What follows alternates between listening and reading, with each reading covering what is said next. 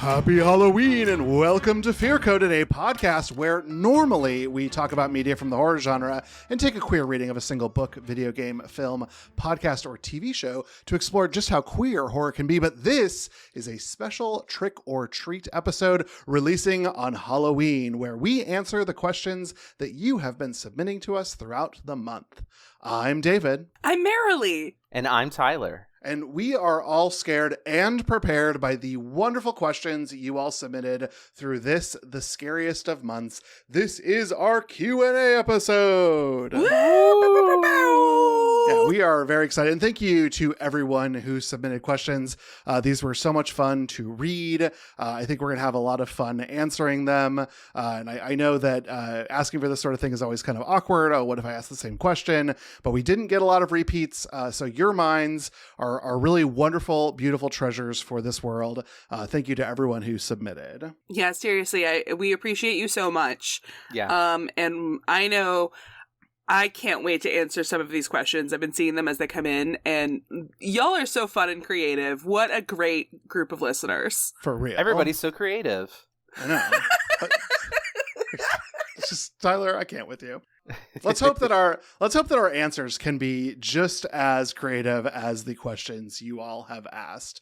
And so I'm going to jump right in and get us started. Our first question is from Andrew from the Revisionist Almanac podcast, Rev Almanac on social media. Andrew gets us started with a question about the films of the horror genre. He asks, what are some of your favorite guilty pleasure or B-level movies and why? Andrew shares some of his favorites, including Basket Case, Nukem High, and Frankenhooker. So neither of these are like B movie level. I'm not like a huge B movie person. Like I will watch a B movie, but they're not like the ones that keep coming back to me. Fair. These are not good films, but have consumed my every waking thought in a way that's not, frankly, mentally healthy or good for me. But the 13th Ghosts movie, the one with Matthew Lillard and Monk, God, I'm obsessed with that movie. The way that I thought, truly and honestly, I thought you meant that there was a monk in the movie because I have never seen this, and then it took me seeing Tyler making the realization to see that you meant Tony Shalhoub, who played the titular monk on the TV series Monk. About a detective who has obsessive compulsive disorder. The way you just said it with like the exact same level of like care that you just mentioned the other actor, like Tony Shalhoub and Monk, the same person. Listen, Tony Shalhoub, I love you. I love you a lot of things. I'm so sorry. Your name is Monk to me. And that's never going to change. Oh no. And you know, it's exactly the same reason why it was Principal Fonz in Scream. It's just what it is. Makes sense. Yeah, no, like I do apologize. Again, Tony Shalhoub is an incredible actor. It's the movie with Matthew Lillard and Monk. Tony Shalhoub, come on the podcast. Defend yourself. Yeah, Tony Shalhoub, I will make my apology to you in person in podcast form, and only in that way. This is either a call out or like we're putting it out there, like The Secret. Yeah. Mm-hmm. Yeah, no, either way, I'm into it. And the other movie for sure, again, like the amount of real estate this had like carved out in my brain is honestly way more effort than anybody involved in the movie ever had. But the Covenant film, the one, with Sebastian Stan, it's called The Covenant. It was like, the idea was like Twilight for boys. It was and again, it didn't make this success because, boy, this movie tried so hard to be all things to everybody and succeeded to no one but me. Was there like a Covenant? Were there sequels? Was this like a franchise? No, it was just the one movie. I think that for sure they wanted to do sequels, because it was like the idea was like a group of boys have like this weird magic situation going on, and like they.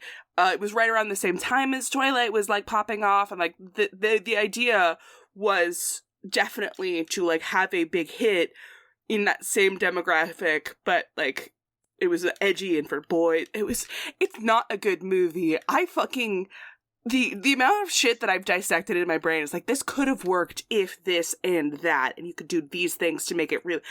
Just not no there. one has there, ever Marilyn. thought about this movie as much as me, but I've thought about it so much. And it's one of my favorites for that reason. Should we talk about it on the pod? Should we talk about it on the pod? I'm putting it on the list. Yeah, it's gotta go on the list.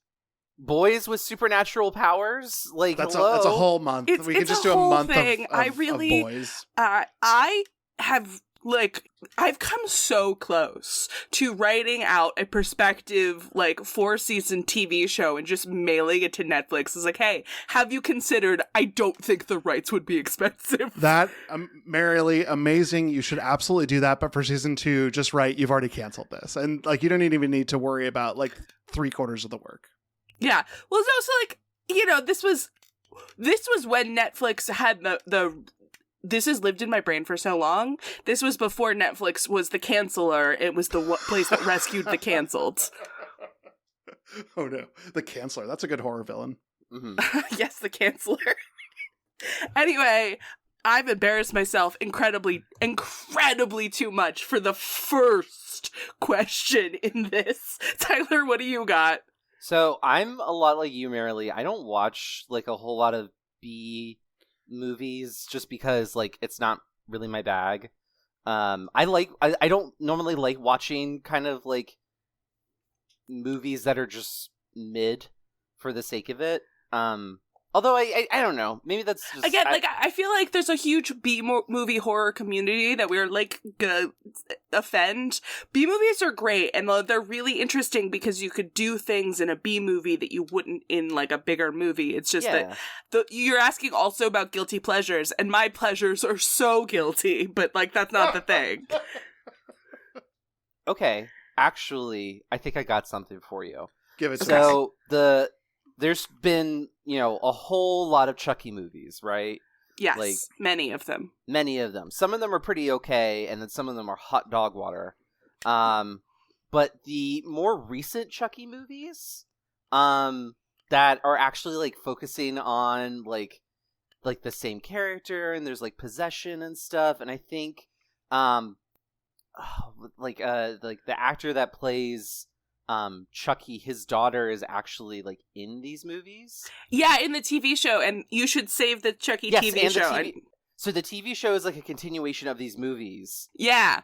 Those movies are actually pretty good. But they're direct to DVD, kind of B-movie quality, certainly B-movie budget, but you know what? They really put their whole fucking pussies into it. I love with these movies that they're they're not going to win Oscars or anything, but they're honestly pretty good. So I would say some of the more recent Chucky movies, especially the ones that lead into the TV show, I definitely would recommend those as really fun, kind of guilty pleasure B movies that kind of know what they are and know what they're doing and just have fun with it. I love it when somebody knows what they're doing and revels in what they are. That sounds delightful. I should probably check them out at some point. Definitely. David, please tell us your B movies. Yeah, it was funny because I actually had to look up the definition of a B movie to get the idea, because I used the term, I know the term, but when it came to sitting down and putting pen to paper on this, I was like, what is a B movie? And when I sort of got the idea of the budget, Tyler, even you saying mid, that's so helpful. And I know that this isn't really for you, but I like my movies like I like my men.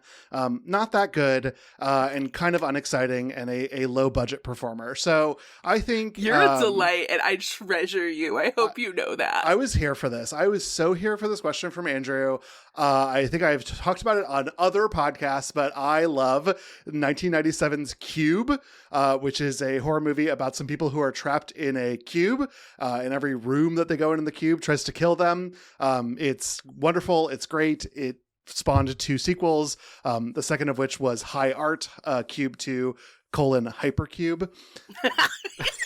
Because the cube also moves through space and time. Don't worry about it. I love these films. They are kind of bad, but they're a lot of fun to watch. Netflix also, for a little while, was giving me these options to stream bad horror movies, or B movies. And when Mike and I had different jobs, and he would travel for work and I would travel for work, so like one of us was always home, but the other person was always gone, I would just sit down and like let Netflix guide me on a journey. And it drove me to 2013's Contracted, a film about a zombie STD that if you have sex with a person, movie! Yeah, and then you're infected and you want to have sex with others, but you're also like slowly dying undead. I even watched Contracted 2 as part of it, just barely out of film school level budget. So happy about both of these experiences. I would caution you, David, because you almost said B so many times, I was worried you were going to summon Candyman. Listen, I am not doing that. I am not or interested. Worse, Jerry Seinfeld. That is worse. That is 100% worse. What's the deal with all these bees? Sitting on that B movie joke all question long, Tyler. Oh no. Oh man. All right, so our next question is from our buddy Kyle, Celestial Paco on social media, who's actually a real friend of mine. Hi, Kyle. Kyle asks, if you could play any horror movie antagonist, who would it be? Yeah, I struggle with this one. I want to be sort of an eldritch horror, but I can't put my finger on who I would be because my level of literacy with these folks is just not high enough. I'm only aware casually that they exist. So I would love to be some sort of tentacle-mouthed dude going around and scaring the folks in my film. Just by the very nature of my existence, I could be like really nice and you actually want to sleep with me like the Emperor in Baldur's Gate 3, but that's who I want to be. I want to be sort of an eldritch horror who just exists in the world of the film. Now, do you want to be The Thing from John Carpenter's The Thing, which is a remake of the movie The Thing from Outer Space? I have never seen The Thing. It is. Oh my god! Listen, this was your job, y'all. This lies on the feet of the two of you. You were like, let's do Lisa Frankenstein. You could have been putting The Thing on my docket. I told you I got no experience with this. That's where I'm at. I blame you. Marilee, I think we're gonna have to have a come to Jesus with David. We're gonna come to Thingmas. No, it's okay. It's great for the podcast that he hasn't seen it. However, I defend Lisa Frankenstein as a choice because I still love her. Yeah. I know David was just like pulling that one out of like the ether to make us feel bad. However, yeah. Listen, we're gonna watch The Thing. Lisa Frankenstein, by the way, I think qualifies as a B movie because it had a lower budget. And I would also like to say that was a great B movie, if that counts. I don't ever know what counts. I wouldn't say that it counts, but also, and here's the deal, Lisa Frankenstein has my heart, and I will say she's my favorite for anything you want to put in front of me, probably. Well, here's the deal. Lisa Frankenstein didn't have a lot of antagonists, but Marilee, what movie antagonist would you be? I thought about this question in a different way. I had an answer prepared and everything. But if we could, I thought it was like something that had already been established. But if I could be anything, anything. I would love to voice some sort of creature that doesn't really look like it has some sort of antagonistic thing. Like some evil witch force, maybe, that had been killing people. And then there's that would you like to live deliciously moment with a final girl and convert her to the side of evil. And I'd love to be the one who voices that single line in the film. I think I could make a meal out of it. I love this, Marilee. This is very Cenobite of you as well. Just sneaking in right there at the end to deliver your delicious little line and then credits on the movie and you're a queer icon. Exactly. The return on investment is very low, but you get lots of stuff. And I think it would be fun. Yeah. I agree. Yeah, no, my prepared answer was, even though we're not, enjoying Scream as a franchise anymore, any further content is dead to us. But I think I would be a very unexpected casting for Ghostface for a lot of reasons. I'm not fit, or you would not expect me to be running around. So that's fun. I'm not physically imposing. Not particularly crazy either. Or am I? Are you clumsy? Ooh. This is the real question. Yes, Marilee. incredibly. Okay, well, then you got That's it. You kind got of what it takes. You're a pop culture obsessive who's clumsy. I think you've already you really have what I need. That's it. Nice. No, like, would you love to like to live deliciously? My final answer, frankly. Okay. So, actually, I'm so happy that you two answered first because this completely changed the answer I had originally come up with. Dun, dun, dun. So, my initial answer was going to be Michael Myers. Okay. Who doesn't love The Shape? Michael Myers scared the shit out of me when I was a kid before I ever even saw Halloween. The most traumatic nightmare I ever had that was just kind of like a straightforward like horror movie nightmare was Michael Myers stalking me in my childhood home. Because Marilee and any of our Florida listeners are probably going to be familiar with this. But David, we used to have like a sunroom in my childhood home, which was just like a whole bunch of sliding glass doors, big open windows that looked out onto our backyard pool and the backyard itself beyond. And at nighttime, you couldn't see jack shit out there, so it scared the fuck out of me. And our neighbor had a shed with a window that I could see from my childhood bedroom. So in my nightmare, I saw Michael Myers in that shed staring at me from that window into my room. And then I went out into the living room and I could like see him in like the gloom, but then he would like disappear. And I just couldn't see anything out my like sliding glass doors. And all you could hear was That's Friday the 13th, David. God damn it.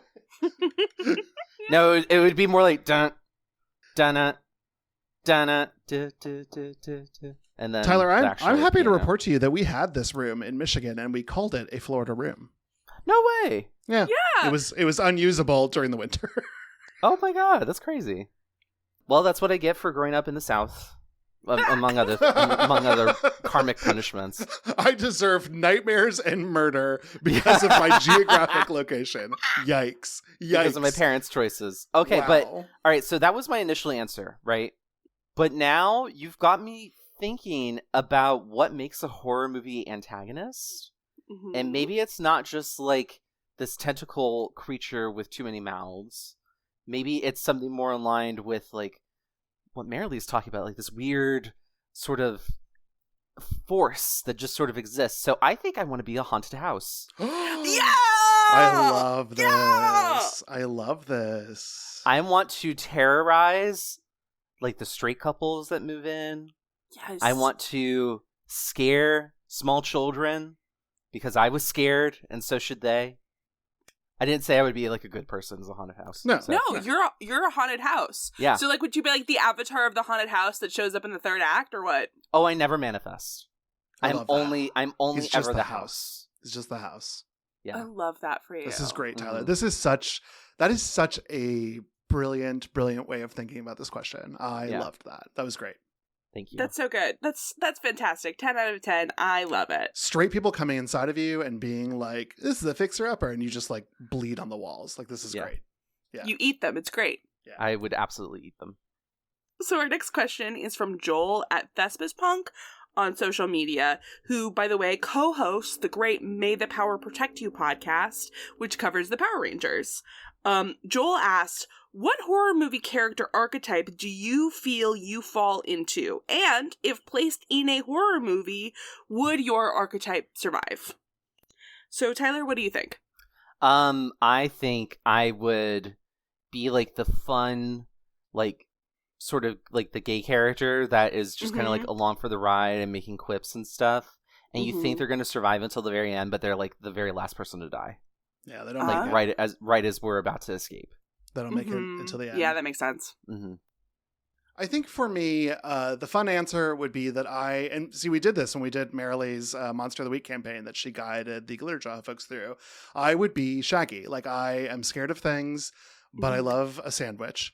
But in all reality, if I was really in a horror movie, I would be the person who tells the teenagers that they shouldn't believe in this stuff and it's not real and science wins and prevails. And I face no consequences for my actions because I am part of the system that terrorizes others. So I do survive, but really, do I survive in a world that stops believing in science? I think no. I think other horrors will come to get me. Interesting. I want to read this story or watch this movie. Yeah, I think that'd be great. Yeah. What about you, Marilee? I thought about this long and hard. I'm definitely the best friend of the final girl. I'm like that funny best friend. That I definitely die. There's no way I'm making it out of this alive. My fingers are crossed that like enough fans liked me in the movie that like maybe I'm a fan favorite, maybe they'd cry for justice about my untimely and seemingly cruel death. But we all can't be Barb, so I do not have hope. No. You meet the end with a quip coming off your lips. And a dagger thrust into your midsection. God, imagine if I'm funny at the end. I would love that. I don't think so. I think I'd be too scared to say anything funny. Marilee, I like that you and I are basically like the same character. However, I think you would actually have like the fans being like, no, we want Marilee to live. She didn't deserve this. And then everyone else would be like, there goes Tyler. Thank God that guy died. Fucking hate that dude. No, everybody loves you. I refuse to accept otherwise. I just don't think that we could be in the same movie. I think it's like a different like similar premise, different cast of characters. You know what I mean? Maybe what it is Marilee's in the original, Tyler's in the sequel, and then they do a prequel later, and you both get to be in high school together. Oh, that would be great. Mm. Yeah, no, that's the dream. Yeah. Unfortunately, we'd be played by different actors because we had aged out of the role by that point. Oh, for sure. Yeah. But our characters would also make like quips that are like foreshadowing our imminent demise. Yeah. Of course. Yeah. Like I get choked out and I'm like, ugh, gag me. Oh my God. Oh my God. Oh, no. All right. Our next question is from Blake Brinkley 31 on social media. He asks, what movie, scary or otherwise, is your must-see recommendation for your other two co-hosts? Yeah, it's interesting. I feel like you have both seen it, but one of my biggest recommendations would be Clue. I think Clue is one of the best, the greatest, one of the greatest of all time. Love it. I don't think it counts as a horror movie at all. I don't even think you could play like horror comedy. Listen, it's like there's murder, there's mystery, there's a house in a rainstorm. Like it's definitely a Halloween movie. Yeah. Why is the car stalled? Because it's frightened. So I guess someone is frightened at least once. But that's just like good media. I think that if I was going to recommend a horror movie to each of you to watch, I would like you to see Cube. I think I can make you Cube heads. I want to watch Cube. Do it. After you have described Cube, I really want to watch Cube. Yeah, put it on the list, David. I'll put it on the list. I think then elective choice to go further into the series, because I think you can watch the first Cube and it's fine. And then you just have to sort of accept that like the girlfriend or the like straight woman who's hitting on Michael Novotny from Queer as Folk shows up and you're like, oh, hey, there's an actor I know. And then Hypercube is just a wild, wild journey. I love it. I want to watch it. What about you, Marilee? What movie would you recommend to us? So it's not a movie, but first and foremost, if we're talking about recommendations for this time of year, I simply have to say that if you enjoy autumnal aesthetics in any way, which I'm assuming that you do, if you haven't watched Over the Garden Wall, you simply must. Oh my God, yes. I haven't seen it. Yeah, it's... So it's a really incredible animated show. Like, episodes are about 10 minutes long. Okay. It's like, you can just sit and watch the whole thing in like an afternoon. It'll be like an hour. It's a mini series too. So yeah, it's very short. And it's about these two brothers named Wirt and Greg who are wandering through this place called the Unknown. And it's one of the most fun media experiences. I like put it on every year as soon as it starts to, when I think, all right, it's Halloweeny enough, let's go. And it's so good. It's so good. It makes me so happy. I think that everybody should watch it. Yes, absolutely. Can I say something controversial yet brave, Marilee? Oh, please. Yeah, do it.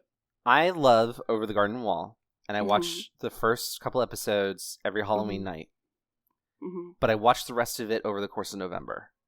No, like that's totally fair. Okay, because my reasoning behind that is like it feels more like autumny as the show progresses and eventually it gets like cold and snowy. Yeah, like the winter comes. It's a whole thing. Yeah, so to me that feels very like it just kind of takes place over the course of November because everything's like starting to like decay and stuff.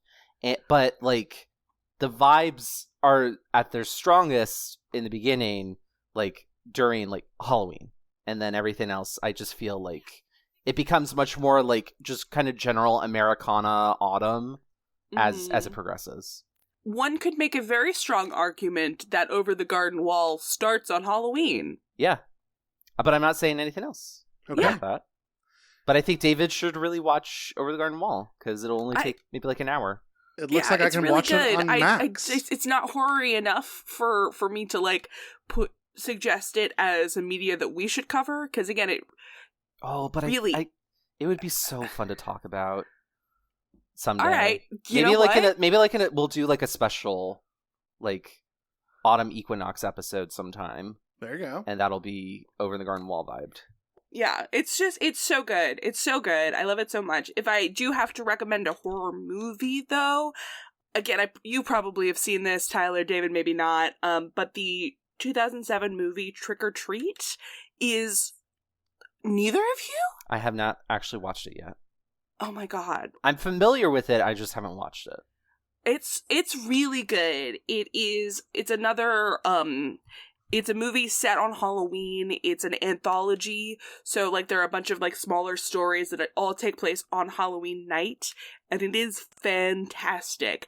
It's finally getting a sequel, supposedly. Actually, it's happening. So I'm very excited for Trick or Treat 2. But it's a delightful experience. I really think you'd like it. Inquiry. So I was going to add it to my Letterboxd watch list, but when you type in Trick or Treat, not an exclusive title. What is the year on that one, Marilyn? It's 2007, so it's Trick, letter R, Treat as three separate things. Got it. Added to my watch list. Excellent. It's really good. Many people I know have watched this. Yeah, I really should watch that. My recommendation is completely left field of horror. Yeah. Mm-hmm. It is a wonderful movie called Broadcast News from 1987. It's written, produced, and directed by James L. Brooks. It is essentially a live-action Simpsons, like early Simpsons. Mm. It is not quite as silly as Simpsons, but the gags in it are peak hysterical. The acting is incredible. The writing is incredible. Holly Hunter is such an icon for all of us little, like, studious, nerdy, queer people that, like, just kind of grew up wanting to be, like, correct and factual and smart and just, like, know everything. And, like, the kind of burden that you put on yourself and other people put on you for that. Albert Brooks is hysterical in it as well. William Hurt does such a great job in that movie as kind of like this, like the sort of like golden retriever of a man, who is also like a little sketchy. Like it's so, and like the story it tells is really great. It's very prescient to what news media has turned into. So it's kind of like a good window into like what news media really was supposed to be and then what it became. Joan Cusack is in it as well. So for all of us queer people who love Joan Cusack, she's in that. I'm queer people who love Joan Cusack. I highly recommend it. I think James L. Brooks went on to do like The Simpsons, right? The Simpsons, Critic, yeah. He was and then dabbled back into live action afterwards. Mm-hmm. Yeah, it's like when you watch it, you could see that Simpsons DNA within it. Yeah. So for our Glitter Draw crew that are super into The Simpsons, that's definitely like a good recommendation. But also it's just kind of like a really good, like funny movie that's also like it'll punch you in the gut at the same time. Phenomenal acting. I think it's one of my favorite movies of all time. So I highly recommend it. All right, well, our next question is from Bo Harper. That's Zeo Ranger 7 Brown on social media. Bo asks, what is the scariest movie y'all have seen that wasn't supposed to be scary? And he shares that his is Willy Wonka and the Chocolate Factory, and he still isn't convinced that those kids aren't dead. Listen, That's so fair, Bo, and I love and I respect that as an answer. I think what you need to understand about me is that any movie can be a scary movie if you just give me a fucking second. You just give me a second. So first of all, jot that down. I have a disorder. It's not great. But I think that, I thought about this a lot and tried to give it a serious answer. And the thing that I just kept circling back around to is the fact that I can't watch the movie Elf without dying, because the social awkwardness of it all. Like, Will Ferrell movies are horror movies to me because the physical reaction I have in my body simply can't handle it. And Elf is the worst one because it's all over the fucking place. People love that movie. I have to leave within 15 minutes of him making to the normal human world. I can't handle it. I'm so sorry. I have never seen Elf, Marilee. Please don't watch it. I know that people really like it, and this is a controversial opinion. No, what thank is you. It that you find so frightening about Elf? It's not that I find frightening. It's just that, like, Will Ferrell as this elf person meeting human world with human standards, he acts in such a way that so makes me uncomfortable in such a real physical way, because I get uncomfortable for every other person inside those scenes that's not Will Ferrell elf, who doesn't realize all of the social norms that he's breaking. Oh, I see. So it's like the cringe aspect to it. The like cringe, the cringe comedy. It literally hurts me. Yeah. Okay. That totally is viable. Can I tell both of you a story about Elf, even though I have never seen it? Yes, absolutely. When I was working on campus as a student employee, my coworker, Elizabeth, rest in peace, she passed away. Oh. She went on a first date with a guy, and they went to see Elf because it was in theaters. And he sang through the entire movie, and they were in the middle of the theater, so she could not get out. She could not escape. And I have never heard of such a bad first date that did not include actual violence, just societal violence of singing at a movie. Horrible. What a nightmare. Yeah. So see, Tyler, there's a lot to be scared of with the film Elf. I understand now. Sorry, I gotta go. I can't handle that. Yeah, that's horrible. Oh my god. Tyler, save us. What is your answer to this question? Scary movie that wasn't supposed to be scary. Pee-wee's Big Adventure. Oh my gosh, really? Yeah. Pee-wee Herman in general just kind of scared me as a kid because, like, why are inanimate objects talking? Why do they look like this? They're silly, but they're, like, deformed, and they're cartoony, but it's real life. This is scary as fuck. My child brain couldn't process it. And then you run into Big Marge in the movie, who is this trucker woman who, David, you're looking at me like you have no idea what I'm talking about. Oh, no, I know Big Marge. Yeah. Okay. When she becomes scary with the claymation face, oh, traumatic. I was falling asleep as a small child with that movie on, and that scene popped up, and boy howdy did I wake the fuck up. I liked Big Marge. She, what the fuck, David? I'm sorry. Scary. She was very scary. And then, like, in terms of, like, because this had me thinking, too, like, not just something that's, like, meant to be scary, like, Willy Wonka could be scary because children are dying. But, existential. They deserved it, so are they dying? They all technically survived. We don't see that in the movie. In the movie, you don't know, but, there's that scene at the end of the book where they all make it. And they're all physically deformed. And then, I don't know about deformed. They're just different, except for Augustus Gloop, who's just a little... He just needs to take a bath. Oh my gosh.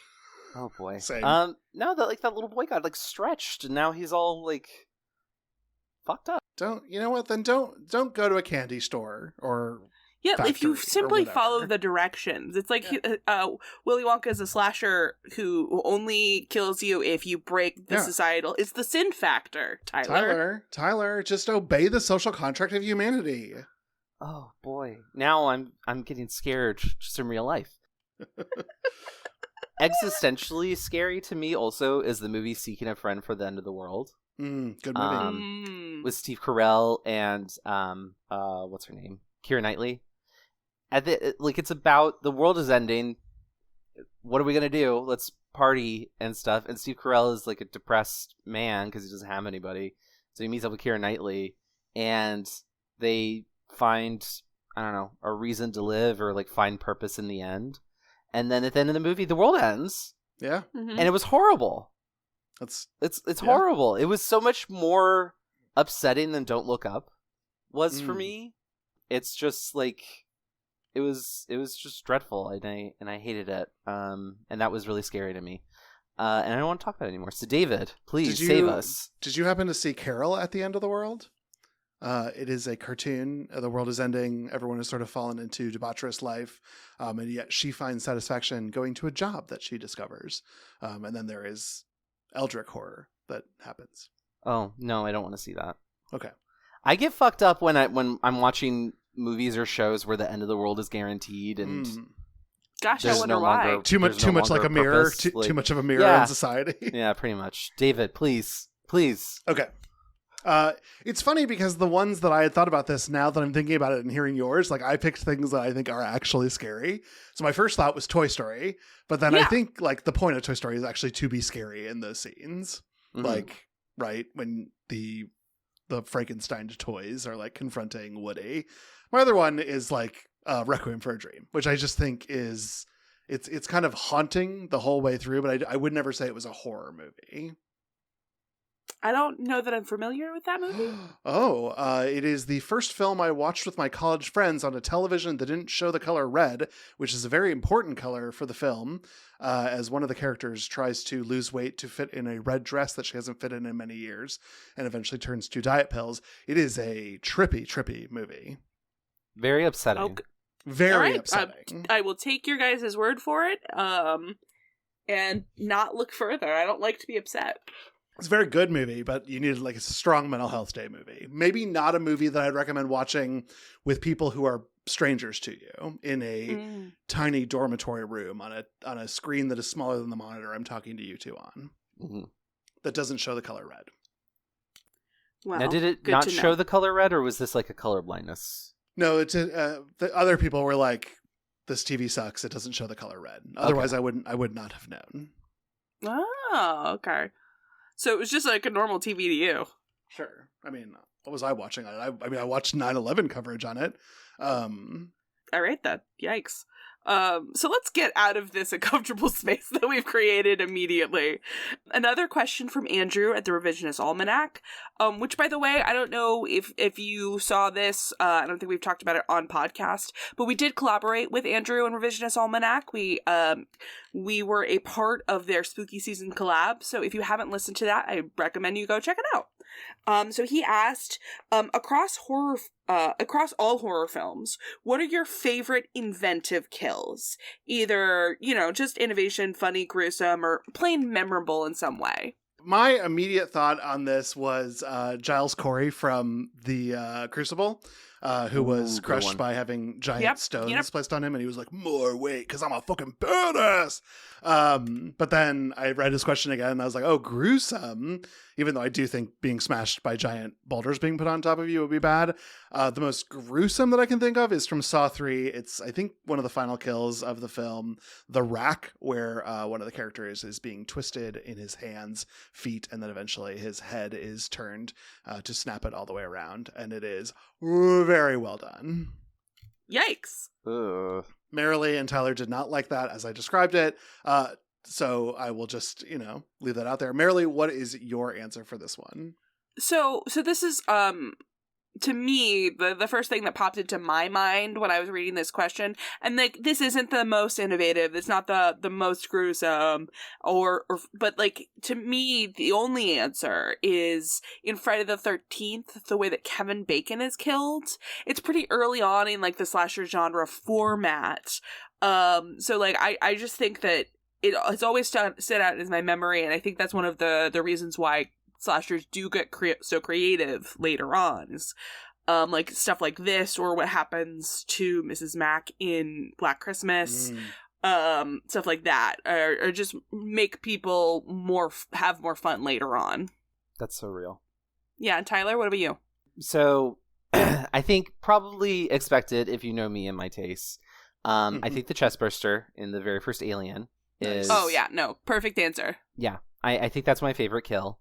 It's so innovative and just like out there for the time, and like just imagining watching this movie and not knowing anything that was going to happen, like how mind-blowing that must have been.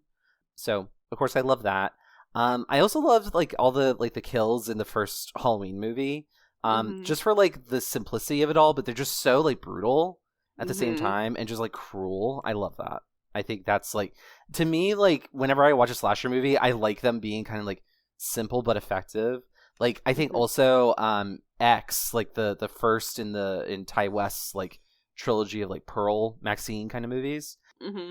I think the kill that happens in there where a character is looking through a hole in the wall also is just like, it's brutal because it's so like you can feel it. Like it's just like the accumulation of like all of our like kind of feelings, like knowing like the dread of it all. I do love that too. For real. For real. So Tyler, not me, but a different Tyler from Anamorphine Time and Hate Speech Podcasts, that's Bear Nurse on social media, has a question for the artist in each of us.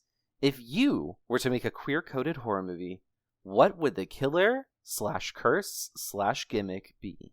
Yeah. So I almost took this question to be like a Hays Code world in which we've got to sort of like slip the queerness in, and only 40 or 50 years later, someone should be watching it and think that's a gay person, that they're gay. It would be like us talking about it on pod.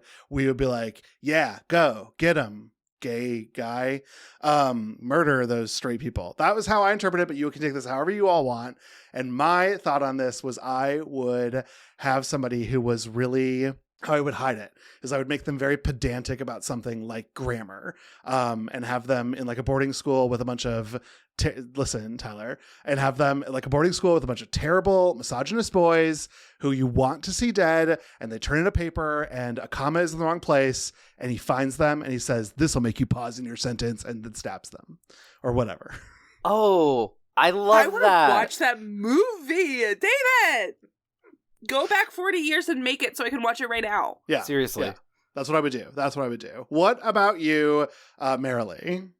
You know, this is one of the ones that I really struggled with because it's like, I want to make a good answer. I want the internet to be impressed with but like, there are too many options. So I really struggled with conceptualizing like how I wanted to do this. But I think, I think that some sort of curse is always fun. Yeah. And I don't know that like we have enough really fun queer-coded curses in this very specific way. But I think that perhaps a cursed object of some kind that you know what? Like it's a car that if you have like straight sex in the car, you'll die, and then like all of the parts of the car, like it's it's a car accident, very Christine. Like the car will kill you, and then like that just keeps happening until it's a nice gay person who gets the car, and no curse occurs. Oh, I like that. I love that. And it should be called Herbie Fully Loaded. Just kidding. Herbie. I don't know why.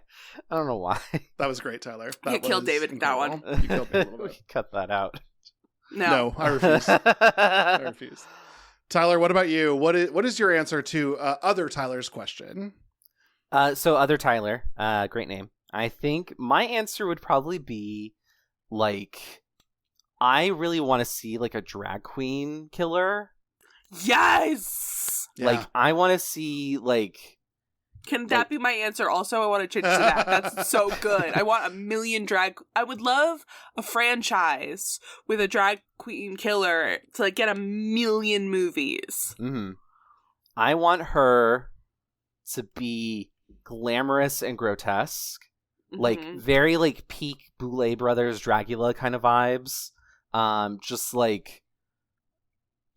in like pink flamingos, like John Waters, just like a very like misbehaving drag queen. Nice. That's just like, I think society is gross and you say that I'm gross. Well, I'm going to be fucking gross back to you.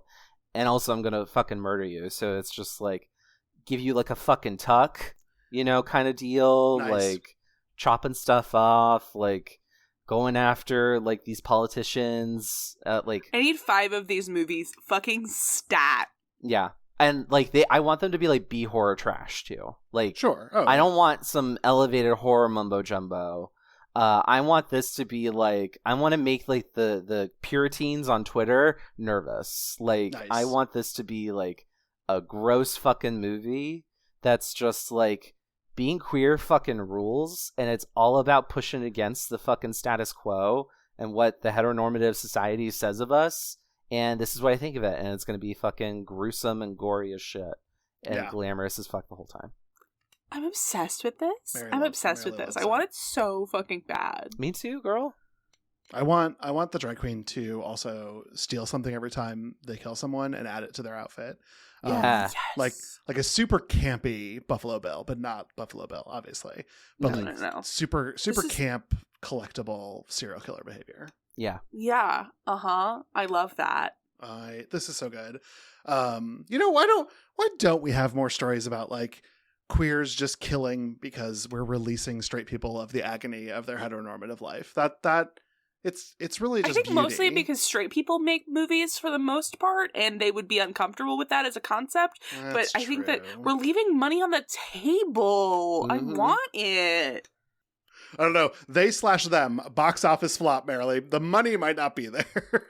Well, that movie was also bad. So, just jot that down. It's got to be like a B horror, like straight to DVD kind of like thing. Just like, well, that was no. The budget, dog shit. That casting, I don't want anyone that has been in anything except for like RuPaul's Drag Race All Stars. Like, that's it. That's like peak. No, I want Trixie Mattel to show up, and it's like, this is where our budget went. We don't even want All Stars, Tyler. We want rejected queens from episode 2. Like, that's the cutoff. I want Miss Vanjie, like, right after she did the whole Miss Vanjie. Like, I want that. Yeah, that'd be great. Oh, no. So this is one from our buddy Tommy. Hi, Tommy. He's Awkward Comma on social media and the co-host of Distant Echoes, a Star Wars podcast. And the co-host of Lee Carvalho's Potting Challenge. Anyway, he asks, what is your favorite animated horror? Well, if I'm not allowed to say droids, which Distant Exos is currently wrapping up their coverage of, then I will say that my favorite animated horror would be Nightmare Before Christmas, or maybe the Beetlejuice TV show, if that counts, because I think it was from a horror franchise. I loved both of these when I was a kid. I think that the animation out of Nightmare Before Christmas is just incredible. The music is great. I had a lot of fun with it. It's one of the things I like to revisit every year. Yeah, you're so right. They're both incredible. I haven't watched the Beetlejuice TV show since I was a kid, but I loved that show when I was growing up. Me too. Great opening credits. Wow. Just we used to do some things to open up shows. Marilee, what about you? What is your favorite animated horror? I think that I simply has to go to Paranorman. I love Paranorman. I think it's incredible. I think it's underrated because Coraline is obviously a perfect movie. And so people like don't focus on like it was Coraline and then this movie Paranorman, which is so good. It's underappreciated. And then like I did like the Box Trolls, which they did the Box Trolls, and then Kubo and the Two Strings, which is obviously heralded as like this great of the animation, like stop motion animation world. And so Paranorman kind of gets lost in the shuffle. I think that it's so good. And if you haven't seen it, I highly recommend it. I'm also a huge fan, obviously, of stop motion animation, but I think that Wendell and Wild is really, really good. It's not a perfect movie, but I really think it rewards watching, and not a lot of people have. What about you, Tyler? I think I'm also kind of like in a similar boat. I think Paranorman is great. I actually love the movie Monster House. Oh my god, yeah! Monster House! Monster House is a really fun, like, weird sort of like weirdly animated sort of movie where like the weird movie. The animation looks kind of claymation-esque, but it is all CGI.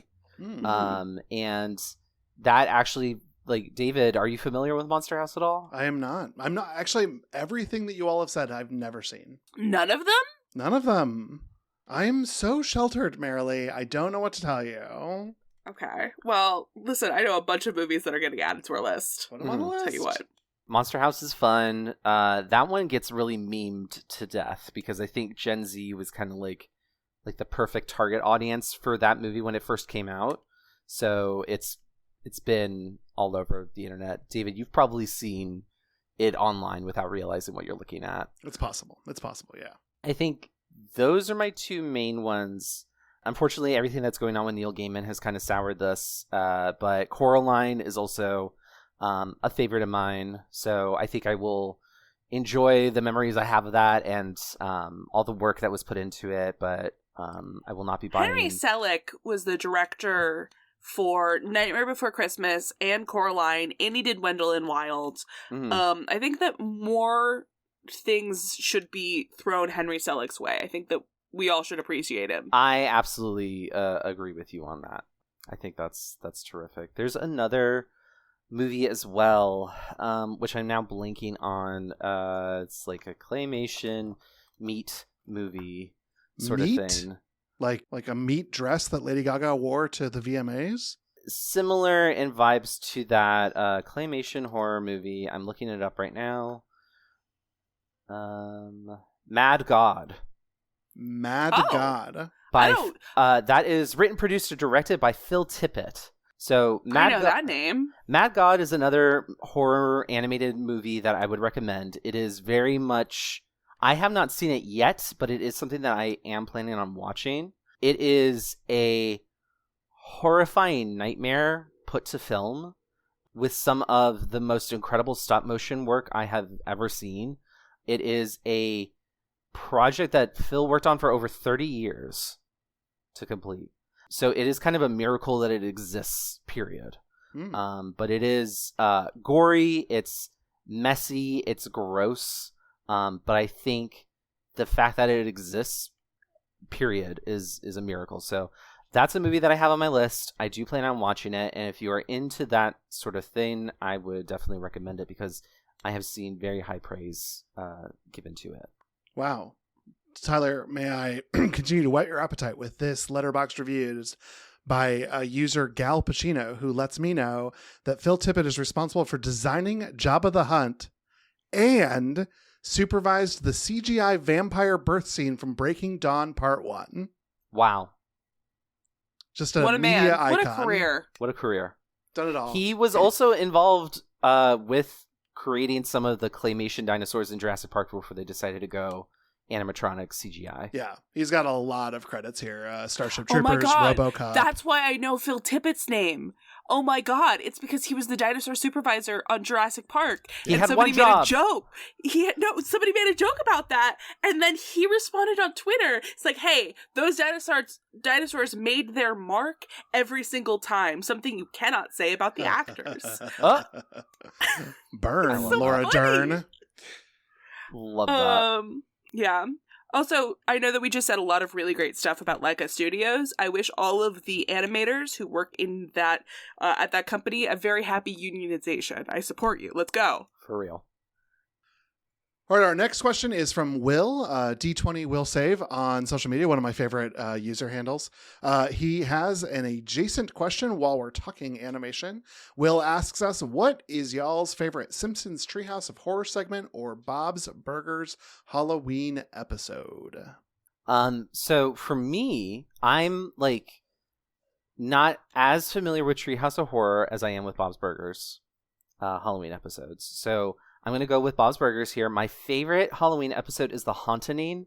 That's from season 6, episode 3, and it is the episode where Bob and Linda throw a haunted house or set up a haunted house for the kids because the kids are no longer scared, and then suddenly spooky, suspicious things start happening. Dun, dun, dun. That is a great episode. Bob and Linda are, of course, wonderful as ever. The kids are fantastic. So many great gags in that episode. Another highly recommend. Definitely want to check that out. Actually, I think I might watch that today. I might do a little Bob's Burgers Halloween marathon. Nice. For me, I felt like I needed to rep The Simpsons, even though I love Bob's. I I think Tyler and I obviously have talked about Bob's Burgers on Are You My Mother.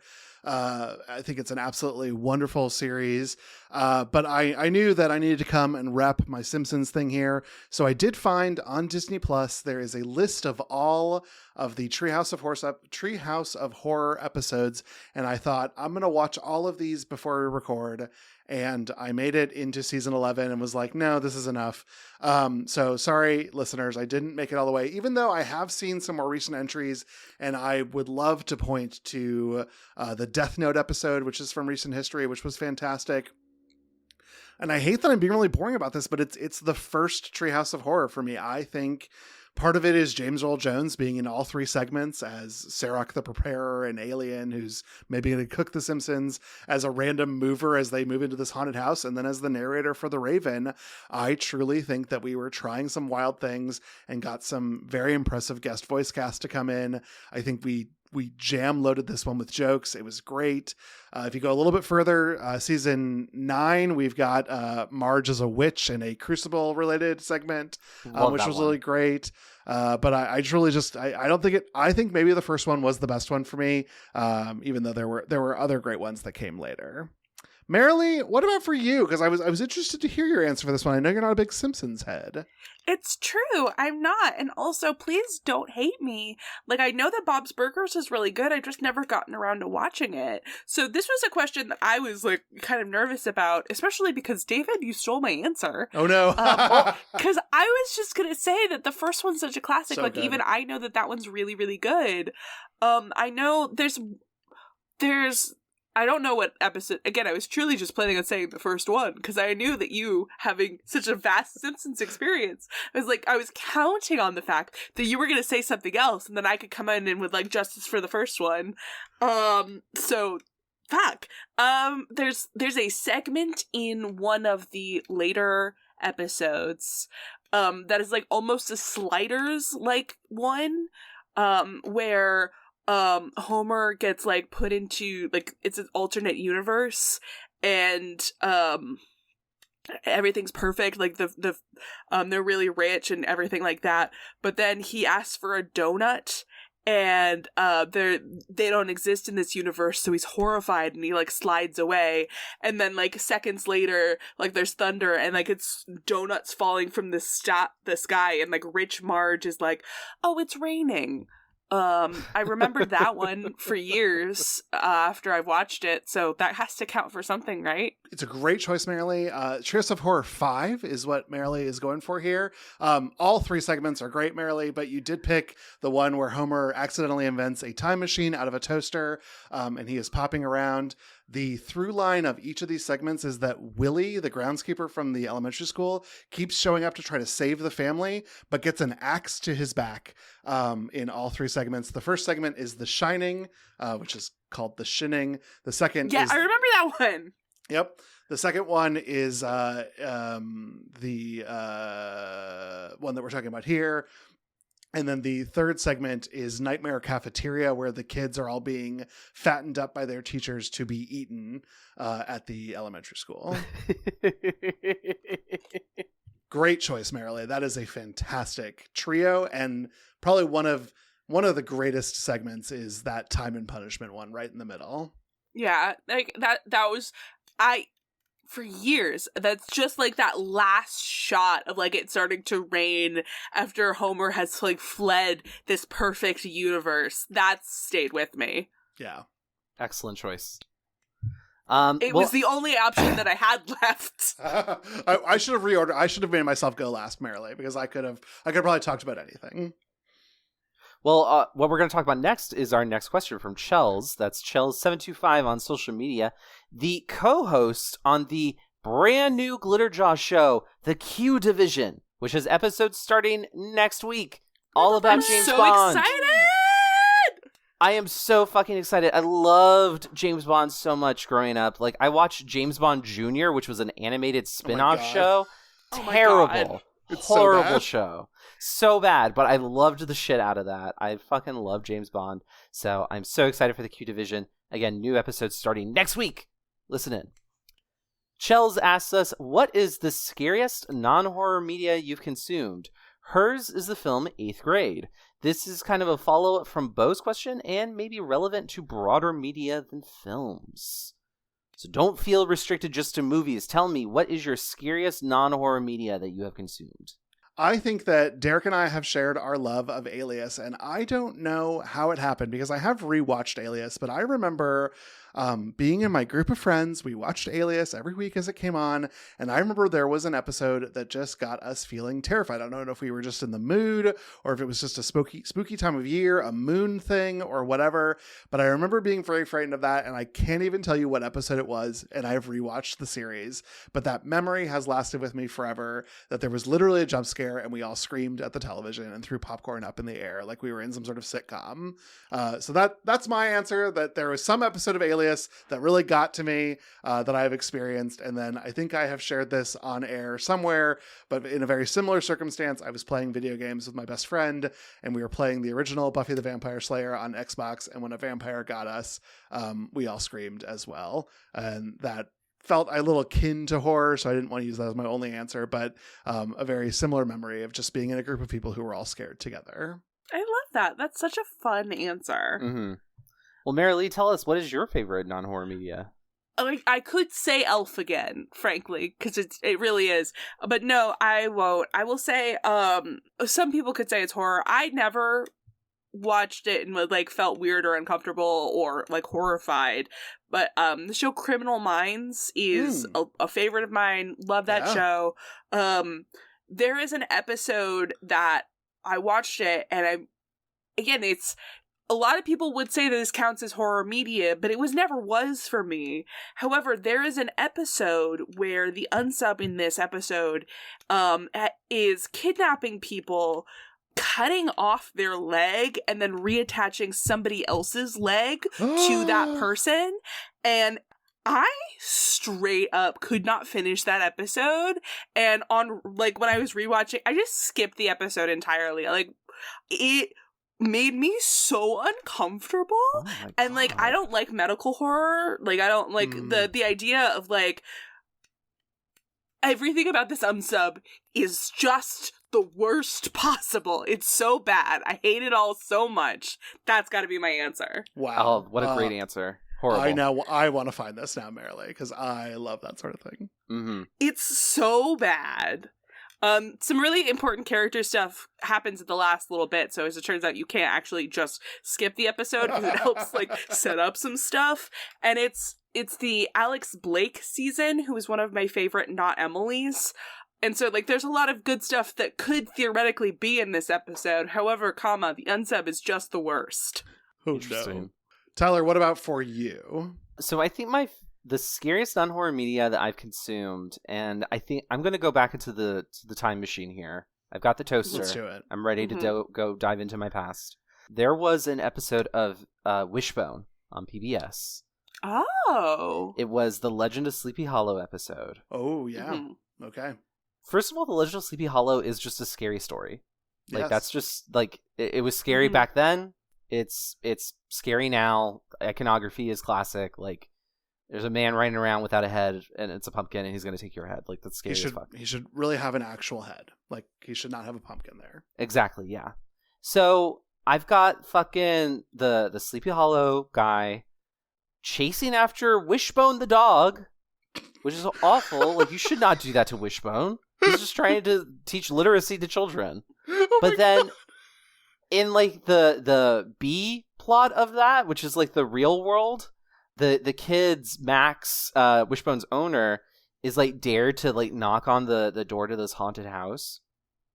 And like the way everything, again, this is my childhood, so maybe I'm completely overinflating like how scary this was. But as a kid, I just remember like the framing of this house was really scary. The lighting was really spooky because they actually knew how to light a night scene back then. Yeah. And that was really intimidating. And then it was like a first person view as like Max walked up to the house, knocked on the door, opened the door, and then there were just like these two like orange eyes glowing in the darkness, and scared the shit out of him. And just for some reason that like sunk its claws into my brain as a horrifying visual. And it still kind of like creeps me out today. Like if I saw two eyes glowing in the darkness, like I would shit my pants. Yeah. Like that was scary. So as a kid, that was a Wishbone episode. It scared the shit out of me. Yeah, valid. Mm-hmm. And you know what? Wishbone, high production value. So I think they could scare you. That And wow. like the twist at the end too is that there is like a ghost in that house, because it seems like it's just a cat that's got like the eyes, but then it turns out like no, the eyes are free floating and hanging out with the cat, and that like kind of suited me a little bit because it's like, oh well, it's a friend to a cat, so it should be fine. But like still, like that, the initial fear was there. We're all friends of cats here, especially because that's like two eyes glowing in the darkness. That's like from Amityville Horror, you know. Okay. I believe you. That's a scary movie. It is a scary movie. Also from Chels, what is a media property you're tired of seeing new adaptations of? For example, Stephen King's Carrie, the new Jamie Lee Curtis Halloween trilogy, stuff like that. Tyler, what do you think? Non-horror. Well, let's go with horror first. I do think it's like enough with Carrie. Right on the heels of news that there's a new Carrie show coming out. No, hold on. I'm really sorry. I know, and people are right. We've had a lot of Carries. I simply am a Flana fan. I'm not going to apologize because I'm excited about it. All right, Marilee, that is totally fine. And I'm with you on that. And even thinking about it now, I'm just like, maybe Carrie is not the right answer. Because I think the original Stephen King's Carrie is completely different. Well, not completely different, but it's extremely different from the Sissy Spacek movie from the 70s. Mm-hmm. And the reboot that they did like 10 years ago. Mm-hmm. Where it's like an epistolary kind of like it's all told in like newspaper articles and stuff. And Carrie is also like a chubby teenage girl who's not very attractive, and that's part of like why everyone picks on her. And in the 70s, Sissy Spacek, like obviously like very thin, beautiful, like not totally fitting the vibe, even though she acted her pants off in that movie, and she's an icon for a reason. But I think like I trust Mike Flanagan, so because I am a Flana fan, just like you, Marilee. I think he could do something interesting, good with it, especially in this new era, where like teenagers are really fucking mean to each other. Like they're so brutal. Like it's on another level. So actually, I don't know if I would say Carrie. I would say probably The Exorcist, which Marilee is also going to call me out on because Mike Flanagan just got tied to do a new adaptation of that. Again, I'm so sorry. Hear me out. I think Mike Flanagan is going to do well with it, but I think it's just like enough, mama. Enough. Okay. I've heard this story so many times. I want a break. I'm sure Flanagan is gonna create something that's great, and I'll love it. But also, until then, like I'm just like, give me a break. I need it. I need a pause on this. But David, please tell me what you are feeling tired of. Man, I struggled with this a little bit because I don't have as much genre fluency as the two of you. So when new things come out, I just go like, oh shit, now I'm even further behind in this world, and I'm never going to catch up. But I guess one that I am caught up on, even though I guess I'm not caught up on it because I haven't seen the most recent film, but I was a little bogged down by some of the new Alien films. Yeah, so I get that. I feel like, and Tyler and I talked about this just a little bit, I don't remember if it was on pod or off pod, but I do think that you can do things in that universe and just like let the xenomorph be alone somewhere else. I think you can talk about shitty corporations doing space exploration and shipping, and there are fun, exciting movies to be told there. I think as soon as you start to invoke that, like, we're going to tell the history of where this creature came from, you're going down the toilet because you're having to do so much swimming about what all that means. And I think you would do a lot better to just tell a space film that happens to be set in that world rather than one that relies on you finding and battling the creature. Yep, agreed. I simply can't begin this conversation because I have too many opinions that are like living in my brain like worms, that if we open this box, we'll have to spend 20 minutes talking about the Alien franchise and their new sequels, and I simply can't commit to that in this Q&A episode. Well, then, Marilee, what is your answer? What is the media property you're tired of seeing new adaptations of? Again, I would have said the Alien franchise, but I did watch the new movie, and I really, it brought you really back. liked Romulus. Okay. Like I think that the conversation around it, especially having to do with like Ian Holmes, there's a lot to unpack there. But I think that Alien Romulus is a really great movie. So like that's the thing that like I kept coming back to with this particular question, is that everything you could say, I'm tired of that. And I've thought a lot about, like, do I say, like, Friday the 13th? Like, probably. I don't like the Friday the 13th movies particularly. Sorry, I shouldn't have said that. This is a horror pot. No, okay, like... No, they're not good. They're not good. I don't find Jason exciting. I don't think any of his movies are particularly great. I understand that he's an icon, but I just don't... Anyway, so, like, that's the thing, but, like, if somebody has a fresh take and a new direction, I could be very easily convinced to be into it. And I think that the problem that I have is with like soulless cash grabs. If you have a point of view, I think that you can turn anything into something cool and interesting. And that's why all of these things that Mike Flanagan particularly is attached to, that I could be very easily is like, yeah, you're right, like, we don't need that. Except I know that he's going to bring a new perspective to it, and I'm interested in to see what he has to say. So I hesitate to shut the door on anything other than people just making movies to keep the IP in people's, like, thought processes. You know what's actually a really great example of what you just described, Marilee, is The First Omen that came out earlier this year. That was a great movie where they took something that everyone was already like pretty familiar with and turned it into something that was like really interesting and new because they put it in like a new setting. It was relevant to our times because I think horror, like we've talked about this so many times on this podcast about how horror has so much to say about our culture and the cultural moment that we live in. I think that was really great. It did something really interesting. It had like a really cool voice. I think that's actually like a good example of a media property that it's cool to see like new adaptations of. But then you get something like the Halloween movies and like the new Jamie Lee Curtis, like the first one in that, really good, and then the other two garbage. I haven't seen any of them because most of the Halloween movies are also, they're not great. No. They're all rehashes of the first movie. I'd rather you do something different. And so none of them really interested. Like, I think that Halloween 3 is one of the better of the Halloween movies, which is a sacrosanct opinion to most people who are into Halloween, because it's the one without Michael Myers in it. But I think that has something to say that's interesting, and that is what I like to look at. So I think if they're gonna do more of these like new Halloween movies and kind of keep the franchise relevant, I think it would be smart to pivot in like a Halloween. You need to do something different. You can't just have Laurie Strode and Michael Myers trying to kill each other endlessly for no reason. Like, give me something to make it different, and then I will be interested in. You just can't keep making the same movie over and over and over again. Give me the murderous Halloween costume company movie. Come on, Universal. Inquiry, Marilee. If it was a retelling of Michael Myers and Laurie Strode, but Laurie Strode was played by Katie Siegel and it was directed by Mike Flanagan, would you be there? No. Okay, I mean, like, we found it. We found the like, litmus test. I don't think that he would make that movie, so I don't think that I would have to watch it. No, I probably would. He's pretty firmly locked in by Amazon into the you are doing Stephen King adaptations from now until the end of time.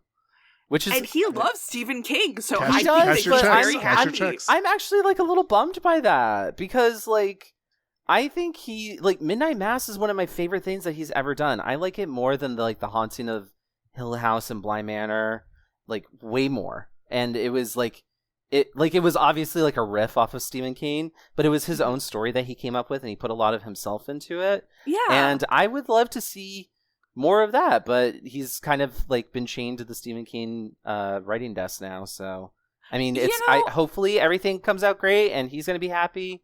But I think it would be nice to see him get to do more original content or not content. That sounds capitalist, but like more original work. Yeah, you know future. what? I agree. I do think I would love to see that. But on the other hand, of his more original stuff, like Mike. Sorry, we're in Mike Flanagan era. To like cut this and go to something else or what? Because like I will talk about it for fucking ever. Here's what I'll threaten you with: is I will dock you 1 minute of discussion from a future Flanagan title from every minute we spend here in the Q&A. I'm setting my watch. Click. We do have several more questions to go, so maybe we should. So let's. Yeah, I'll just say that of his movies. Like, I love Midnight Mass. I think it's incredible. And I loved Hush, which I thought was really, really good. Everything else he's ever done, I think, did he do Oculus or something? That was something different. No, he everything he did Oculus. Yeah. Who is it? Yeah. Okay, yeah. So, like, those are the 3 things that he's done, and those are all really great, but everything else he's ever done has been an adaptation of something. Most of the time, Stephen King, but not always. Yeah. Like, he even did, like, the Midnight Society was, like, a book series for young adult kids. Mm-hmm. I think he really is passionate about making something new out of something old, and I think that is a really great niche to be in, because there are so many things that already exist. Being able to take that old concept and breathe new life into it is a skill. It is a talent that not many people have, and I love him flexing his muscle in that way. All right, well, karma comes to everyone merrily, and now it comes in the form of a question from our shared friend, Derek B. Gale, Glitterjaw co-founder and co-host of Lee Carvalho's Podding Challenge, Screonk, Gimmicks, and Walloping Web Snappers at Derek B. Gale on social media. Derek has a question for all of us, but it does seem like it is a direct arrow to Merrily's heart. Buffy, Supernatural, and The X-Files. You can only ever rewatch one of them, and you will never be allowed to see another episode of the other 2 for the rest of your life. Which are you picking? First of all, Derek, how dare you? Listen. And secondly, David, how dare you make me go first? Well, I'm evil. This is I knew that we would get stuck talking about Mike Flanagan, and I knew you would need a comeuppance. You know what? To be loved is to be seen, and you fucking see me, you motherfucker. Boy, I think that fuck. I was gonna say something and then I was like, no, but you can't. You have this other, because like I'm rewatching the X-Files right now with my sister and her fiance. It's like a thing that we're doing. Like every week they'll come over and they'll watch an episode, and it's like it's a fun little hangout time. I was gonna say, I think I need the be able to watch Buffy, except that I can't do that because I'm currently rewatching the X-Files, and we're gonna get to a point in like season 6 where it's like, all right, well, I guess that's the end of this, guys, and kick them out of my house forever. I can't do that. There's a social connection you're trying to maintain here, Merrily. Buffy is so important to me, and Supernatural took like such a huge part of my life. It's simply not going to be Supernatural. I love you, Supernatural. I'm good with the amount of episodes that I've seen. I never need to watch another one. I'm like, maybe I will someday, except I guess I can if I get fucking this question. So Supernatural is simply not in the running. It's just between the X-Files and Buffy, and I simply can't decide, except that I must. Merrily is very stressed, listeners. Her hands are on her forehead. She is in crisis mode. There's nothing Tyler and I can do from this far away to help. She must save herself. I think I have to keep the X-Files. All right. Mulder and Scully, ride or die. Yeah, I'm so... And, like, I know that I'm never going to watch the newest seasons, so... Well, now you'll be able to. Wow. Tyler, Merrily, what about you? Listeners at I'm home, genuinely distressed. Merrily looks more distressed than I have seen her before. This is worse than that joke that I told on Ginger Snaps. It's true. Yeah. But no, it's got to be Buffy, because like I do want to watch the end of Buffy someday. I do want to watch I haven't seen most of the last season of Buffy, and I stopped watching because I knew it was the last season, and like I didn't want to watch that because like it would be the end of Buffy the Vampire Slayer. But I have to be able to watch the end of Buffy someday, so it's got to be Buffy. We're locking in Buffy. Merrily's answer: Buffy the Vampire Slayer for life. Make a note, everyone. It's so noted. when Derek gets his secret genie powers and uses one of the wishes for this, then we will know what happened to Marilee. Yeah. Well, listen, fingers crossed Derek never finds a genie, I guess. What about you, Tyler? So I threw Supernatural out many years ago, so I'm not even thinking about that one. The choice between Buffy and X-Files is definitely a difficult one. I think Buffy is more consistently good throughout the entirety of its run. Mm-hmm. However, the X-Files has, and we've talked about this, or we will talk about this. We will talk about this. It'll be next month. Listeners, make note. X-Files has a closer tie to nostalgia for me.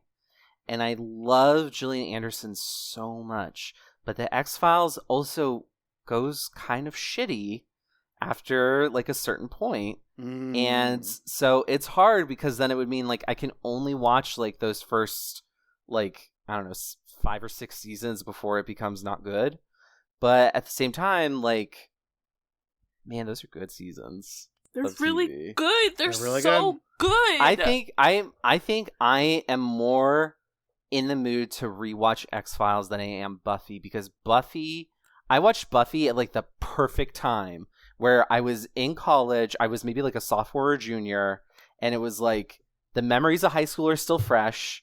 I'm learning what it means to be an adult in college.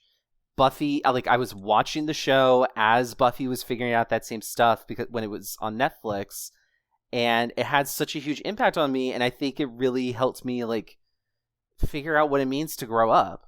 And I love the show for that, but I'm never in the mood to rewatch Buffy. Okay. I am sometimes in the mood to rewatch X-Files, so I think I would pick the X-Files.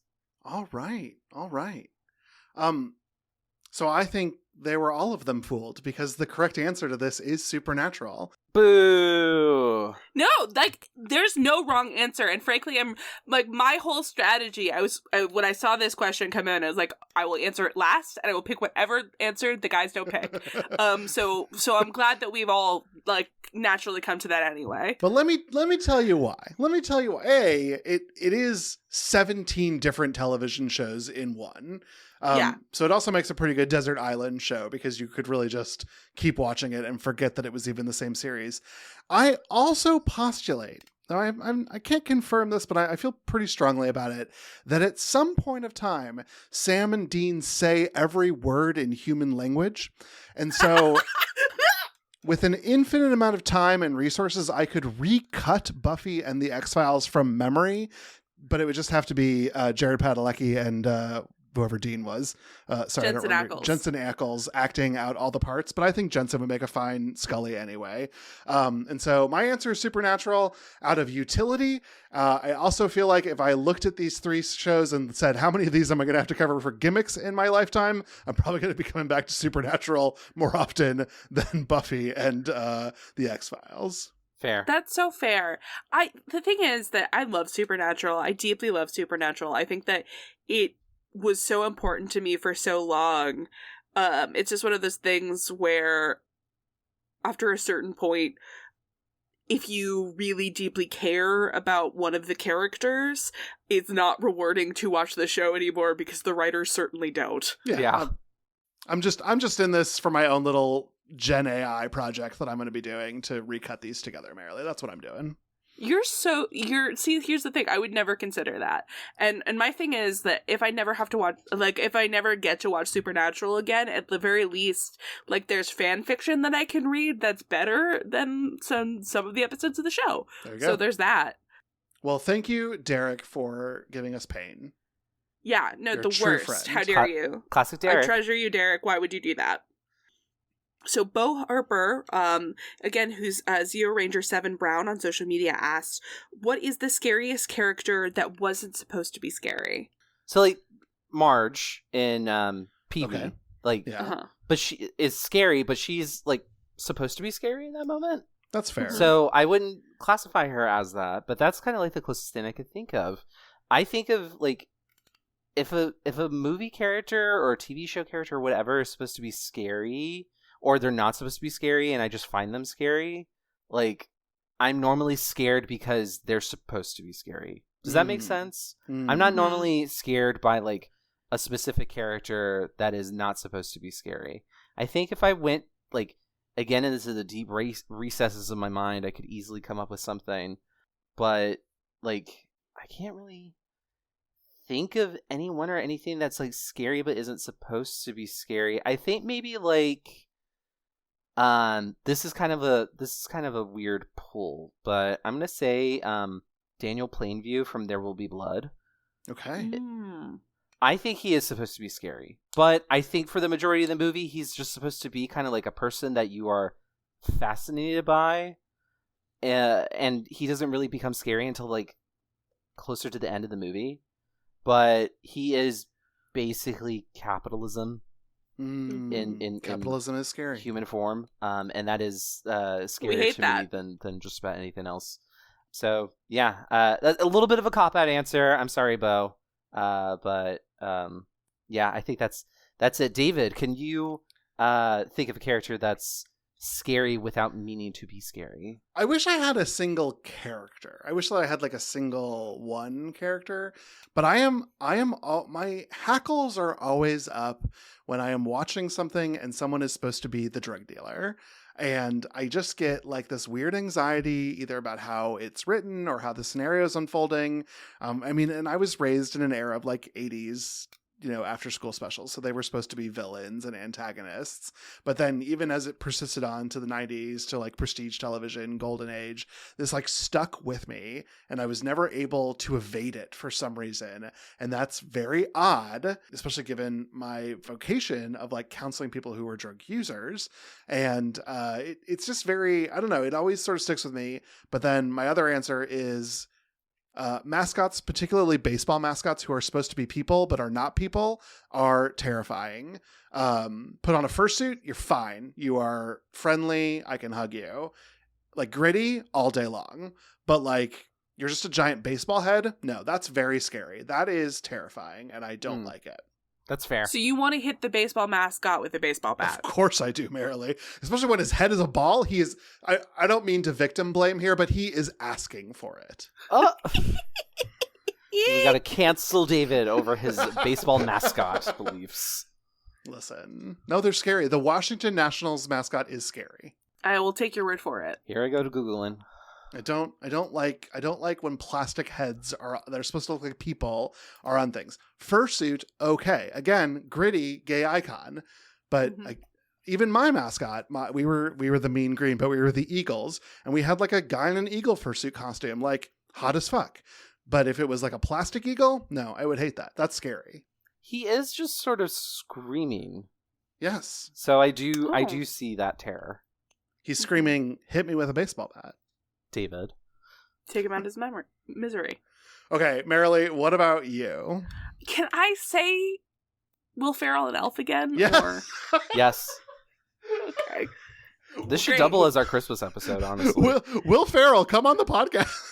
Will Ferrell, I really loved you in Stranger Than Fiction. I think you're a genuinely excellent actor. Good. Please stop making cringe comedies. It's bad for my health. No, he's making wonderful documentaries about being a trans ally now. That's true. So yeah, no, I saw that. He's redeemed himself.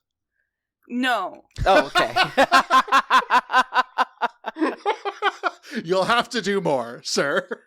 Yeah. No, specifically for Marilee. Please. It's a style of comedy that is not funny to me. It makes me physically uncomfortable to watch it. I don't enjoy it. Please don't make me watch it. It is horrible, and thus horrifying. Yeah. Thank you. Every one of those YouTube compilations of people getting X'd off the stage from America's Got Talent is like Marilee's least favorite thing in the world. I won't watch it. I will not watch horror. Most talent shows that specifically have like a feature about somebody being bad on purpose in the top. No, like you've immediately dismissed me from the show. Thank you, goodbye. Yeah. Honestly, I get that. Now, All Golden Buzzers you should watch because that's a good time. I'm sorry, what was that? All Golden Buzzers is a compilation of the best acts that they send through to the live show, and they start crying because they're so close to winning the prize. Those are wonderful compilations. Okay. I will take your... I simply don't watch those shows in any way, shape, or form because they've already ruled me out from the I'm not the audience. I'll watch a baking show instead. Fair. Okay, can I actually change my answer? Yes. Yes. Okay. Have y'all watched Taskmaster? I am familiar with Taskmaster, but I've never watched it. I've seen clips on TikTok. Does that count? Yes. No, I'm changing my answer again. Okay. Sam Reich in Game Changer. He is terrifying. He is... Yeah, he's been here the whole time. Oh my God. He's been here the whole time. He's actually the 4th co-host of this podcast. Did you not know? I've been here the whole time. This is all one elaborate Game Changer episode.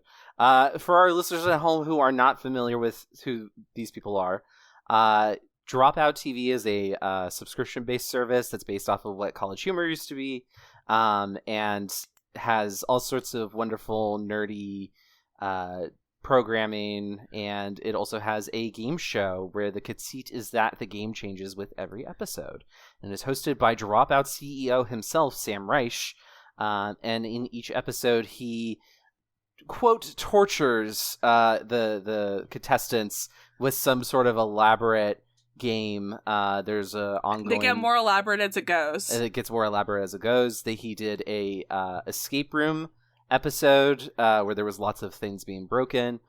He does Sam Says, which is actually one of the few consistent games on there where he tricks the contestants into losing points by not following along with Simon Says, but instead it's Sam Says. It's delightful. He's adorable. It's so funny to watch the contestants break down. And it's also terrifying to see what that man is capable of coming up with. So I want there to be like a horror episode of Game Changer so fucking bad. They kind of did that with this last season with the deja vu, like the time loop. Yeah, a little bit, but like the thing about the deja vu episode is it truly just whet my appetite. I want that man to do a haunted house, like and make that a game. I think that it would be so good. Yeah. I want it very badly. Yeah. Sam Reich, please come on the podcast. Oh my God, if we got Sam Reich on the podcast, I don't know if I could behave myself because I would just be like a giggling schoolgirl the entire time because I think he's so super great. Cute. Tyler, I don't know what you're talking about. He's been here the whole time. Ah! Yeah, no, he's right behind you, actually. Ah, fuck. Oh my God. Speaking of... there's a new episode of Gastronauts that I just remembered came out last night, and I'm so excited to do that after we finish recording. Wonderful. Our next question comes to us from Maureen, who sent us an email. Hi, Maureen, my real life best friend. I love you, and you're great. She asks, what type of horror is the kind that bothers you the most? She shares that, for example, as someone who was raised Catholic, she is still super creeped out by possessions and demonic stuff. So, what is the kind of horror that bothers you the most? And if this is part of the same answer, that's fine. But if it's a different one, that's okay too. What is it that really gets under your skin? David, let's start with you. Yeah, I think I talked a little bit about this on our introduction episode, but I do not like ghosts. Ghosts are ethereal. They have special powers. They can move around, and they are non-corporeal. And I think famously, the reason that we talk about hitting things with bats, as we have done on this very episode, is that you cannot hit a ghost with a bat because the bat would go right through the ghost. And so you are defenseless against their whims. And so the nature of them being there, their sort of capriciousness about the things that they don't like that will tick them off is hard to nail down. Ghost stories get under my skin, even though I want to help resolve the issues that keep them tethered to this world. They are probably the scariest thing to me. Marilee, what about you? What gets under your skin? So, I'm in horror movies, I have to say. I don't really like, like body horror. It's not really my favorite. Like, torture porn, no thank you. I'm not really either, like, a big medical horror person. Mm-hmm. Like, for the same reasons. I was reading a Cracked article once, and, it was somehow, like, came upon like the topic of like botched plastic surgeries. Yeah. I had to leave the article because it was like that. I just don't like it. It gets under my skin. It makes me uncomfortable. No, thank you. That's very fair. I think that some body horror I am better about than I thought I was. And that's a fun surprise for me, but still medical stuff is no thanks. I will kindly pass. Yeah. Yeah, Marilee, it's funny because I am really into body horror, but then sometimes, especially medical stuff will kind of get to me. Needles are, I think, one of the things that's associated with it, but it's funny because then in person, it doesn't I know people who are affected by medical horror and then they can't watch needles being put in them. I get my blood drawn. I'm like, yeah, let me see it. Ugh. That's so funny because I have tattoos, right? Yeah. I don't like needles. I can't watch them do it. I loved watching the guy do it. I can't watch. I don't like needles. I was stab me. Oh, but the pain. I did it here. This is pain's pain. It's fine. This is so fleshy, Tyler. This is so fleshy right here on the arm. Is it? Because that's also where I want to get my first tattoo. Oh, this was so easy. So my first tattoo is this big one that I have here, and it only really hurt up here by the crease or down by the wrist. Here was the only pain I felt was the final S on Stanislavis. Okay. Yeah. So this feels very sensitive to me. This right here. It was right along the bone. I did not realize when she was done it was a tickle. Yeah. Interesting. But Mike got the back of his knee done, and so I would recommend against back of your knee. Yeah, that's one of the worst places. Tickly. It looks really cool. Oh man, I bet. It's really cool. Is it one of those tattoos that is designed to move? So it's I bet that looks geometric. Awesome. It's so cool, Marilee. So the type of horror that bothers me the most, I think, again, I think we talked about this near the start. I'm also with Marilee about body horror, which is ironic because Alien is my favorite horror movie, and that's the queen of all body horror. It's all bodies. Yeah. But no, The Thing. I don't know if I can watch it again. I've actually had a very rare urge to watch it, but I know if I do, I'm just gonna get grossed out. Too much because you can't watch the Thing until we watch it with David. So true, yeah. That's fine. That works for me because now I've got some time to mentally prepare myself. But it's the physical aspect of the special effects that grosses me out so much. I think the other kind of horror that bothers me is torture porn. I'm not super into that, which is why I definitely want to talk to Doug, a little bit more. Doug from friend of the podcast and Glitterjaw. Co-creator and everything else. He's our Saw person, so I want to talk to him more about that stuff. But yeah, I know Maureen is she and I have our shared raised Catholic trauma, and she's creeped out by possessions and demonic stuff. That actually doesn't really bothers me as much anymore. It used to bother me a lot more when I was younger, but I think I don't know, maybe just because I'm less into the whole religion thing now. It doesn't bother me as much, but I will not fuck with a Ouija board. I will never. Well, that's because you're smart and have sense. Yes. See, that's that shit that I was talking about. Ghosts hate that shit, so stop doing it. Yeah, but I actually like ghosts. As a horror genre, I like ghost stories just because I feel there's so. We talked about this with Bly Manor, but there's so much material there to discuss what is it to be a ghost, and are you a memory? Are you a dispossessed spirit? It's interesting. Yeah. You and Maureen are very much me and my sister, my older sister. We're also raised Catholic. My older sister does not mess with horror stuff in general, but specifically doesn't like possession stuff. And I'm totally fine with it. So it's a fun little, for every raised Catholic who hates possession, there's one who's like, yeah, it's fine, whatever. Mm-hmm. Tyler, have you come around on it so that you actually enjoy possession now?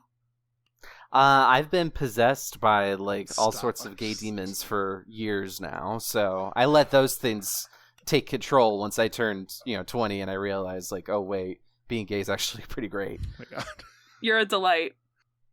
Well, our next question is from the podcast Distant Echoes, a Star Wars podcast, which has become sentient and sent us a question as well. And their question is, aside from Alien, what are your favorite space-themed horror stories? So this is... I'm not sure. I think it counts as horror, so I'm going to say it.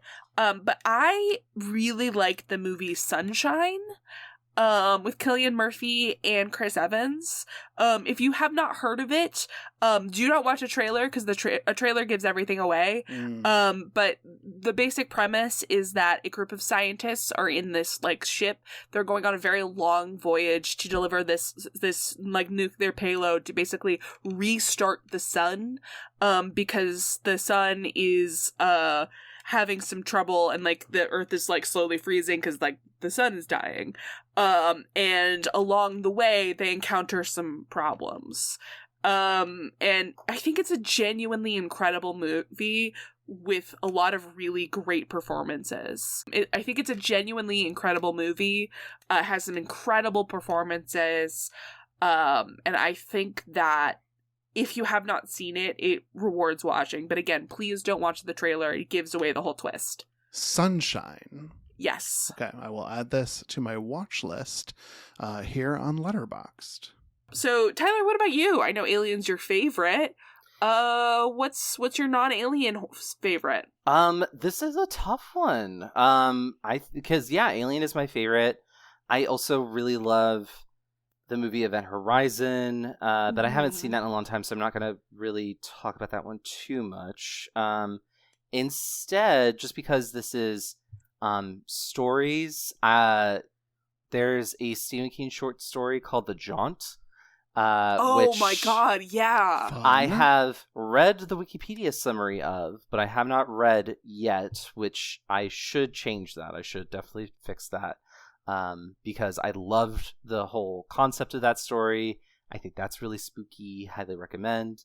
But there's also, I'm expanding what we call stories by including the tabletop RPG called Mothership by Tuesday Night Games. Okay, fun. This is, if you are unfamiliar, Mothership is similar to D&D in that this is a role-playing game that you play with dice, and you're playing with other people, and you're creating a shared story. And there is a game master, in this case called the Warden, who is facilitating that story for the players. But this is a sci-fi horror-themed game. The rules are based off of a D100 system, where you roll a 100-sided die, and you want to score under your stat or your whatever it is, the challenge that you're trying to overcome. But the rules are very simple. Character creation is very quick, but you can create a lot of very deep, interesting characters out of it.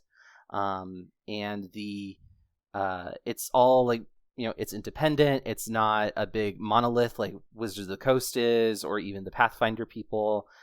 This is something that is that was kickstarted. It's very, very popular in the tabletop RPG space. I think for good reason. It's my favorite tabletop RPG. And in addition to a lot of modules that are telling like these different stories and create these different settings for you, there is a very lively fan-produced and just sort of like third-party produced module like community who are constantly coming up with incredibly creative stuff. And I love it. It's a game that I'm running every other Friday. It's so much fun. If you love Alien and you want to play a tabletop RPG that's similar to Alien but not quite, I highly recommend that. Right now I'm playing through a module called Gradient Descent, which is all about doing a dungeon crawl in an abandoned space station full of androids and a super AI called Monarch who kind of runs the place, but it is like aquatically themed, and you get something called the bends as you go, and you start to confuse what is reality. Are you actually an android? So your character that you could have been playing with this whole time might have been a secret android, and you just never realized it, or you have deluded yourself into thinking so. So I highly recommend it. I think it's great. And David, tell us, what is your favorite space-themed horror? Here's the deal. I think space is kind of scary all by itself. True. You're right. Very valid. So I think even when people are like really excited in space, like Star Trek, there's just this thin wall of something that's between you and the vacuum of nothingness. You would like The Jaunt. Oh, would I? Okay. Well, then I'll put it on the list. I'm glad Tyler didn't talk about it because the household recently rewatched Event Horizon. And it is, I have seen this before. I did not remember a bunch of it. This is just Hellraiser in space. This is a wacky good time. They open a box, torture devices come out. Sam Neill becomes a Cenobite. Like this is this was incredible. I loved it, and so I do recommend it. It was scary and in many ways, and I really appreciate that. And then I think we'll be talking about some scary video games in a bit that fit the space mold as well. So I'll hold off on those stories then when that comes around. It's interesting because I've always heard of Event Horizon as being like an unofficial prequel to Warhammer 40k. Really? Yeah. I don't know anything about Warhammer 40k except that I do feel like people who play Warhammer 40k are more likely to be my type than not. Same. Yeah, I get that. So this question comes from our beloved friend Doug, who's Icky Bully on social media, who is one of the co-founders of Glitterjaw. He's the co-host of Walloping Web Snappers, Falling with Style, Novel Gaming, and Screonk. You can find him like on all of those above. He's such a great presence at Glitterjaw. Doug's question is, what are some of your favorite horror-themed spooky comic book heroes and villains? I think Batman's Rogues Gallery is like is like valid for every sort of horror or spooky comic book thing out there. Obviously, you have the Joker, but there's so much has been said about him, so I'm not even going to bring it up. But Scarecrow is really scary. Scarecrow, yeah. Like his whole deal is scaring you and torturing you with your fears. Like that's awful. But I love that. Poison Ivy is so like she's such a slay, but you know she's also like out to kill you for good reasons. You know, just like if you get killed by Poison Ivy, that's on you, man. Her fashion is so wonderful. I love her to pieces. I think just in general, like Gotham, I think is at its best when it is kind of like that gothic horror sort of vibe. And so yeah, I would say probably like Batman and Batman's Rogues Gallery is like my favorite horror themed or spooky kind of vibe. David, please tell us what your thoughts are on this question. See, what's really interesting is I don't have a lot of comic book experience. Most of these I came through other popular media. And so I really struggled with this one. I liked the Tombstone villain from the Spider-Man video game for the PlayStation 5 or PlayStation 4 or whatever it came out on. Because he was big and he stomped on Spider-Man. And that was a good fight. And he was a compelling and interesting character involved in like drug trade. But I wish that I had a deeper lore of knowledge in all of this. I'm only really now finding myself in a place to sort of get into it. So I regret that I don't have more answers about horror themed or spooky comic book heroes or villains. I would love to even know like who a horror themed hero is, because I think that would be really fun to track. You know, I actually do have an answer for you on that one. Oh, and that's God, courtesy of Marshall has educated me on this. So last year, maybe it was 2 years ago, Disney Plus made like a special movie called Werewolf by Night. I think that's what it was called. Was that it, Marilee? Yeah, it's Werewolf by Night. That was like a fun throwback to like Universal horror kind of monsters, which is funny because it's coming from Disney. But Elsa Bloodstone is a character in that who is like a, I guess she's kind of like a big game hunter, but or a supervillain or anti-hero kind of vibe, but she's very much associated with like the horror side of Marvel. And there's also like Man-Thing? Is that a Man-Thing? Is that Marvel or is that DC? Off the top of my head, I would say that it's DC, but let me double check because I'm not a Man-Thing head. Are we all putting Man-Thing into our search histories? That seems like a bad idea. Well, either way, I think like David, if you are interested in finding a horror comic book, Man-Thing is Marvel, by the way. Cool. Okay, so it is right. Man-Thing that's in Werewolf by Night, but there's also a werewolf in that as well. That is, and of course there's vampires in Marvel. We got Blade out there. There's a lot of options. So David, I think like dipping your toe into that might actually be kind of interesting because I think that's a very unexplored side of the Marvel universe that pop culture, like, you know, non super comic book fans might not be familiar with. So I would highly recommend that. But Marilee, please tell us, what are your favorite horror-themed or spooky comic book heroes and villains? I love comic books, guys. I love comic books. Yay! So, yeah, this is it's harder for me to like really limit it, because like I know who my final answer is gonna be, but there are a lot of other people that I want to do a quick shout out to first and foremost, because like again, in the Marvel universe there's lots of really cool stuff. Like Ghost Rider, I think, is not the Nicolas Cage version, but there's a newer Ghost Rider that's like begging for adaptation that we shouldn't have, that we don't. I'm sorry, are we talking about the PBS show Ghost Rider? Is there a PBS show? Yes, there was a PBS show called Ghost Rider. Where we're talking about Ghost Rider. Rider. Okay, sorry. Yeah. No. Damien Hellstrom and his sister Satana are like great. They're very tied in with Mephisto. And there's a really good, like, it's legit good. I didn't even realize it was a Marvel project until like I was halfway through the show when I realized it was Damien Hellstrom and Satana. It's on Hulu. It's called I think it's called Hellstrom, but I might be wrong. It's been a hot minute. You're right. Since You're right.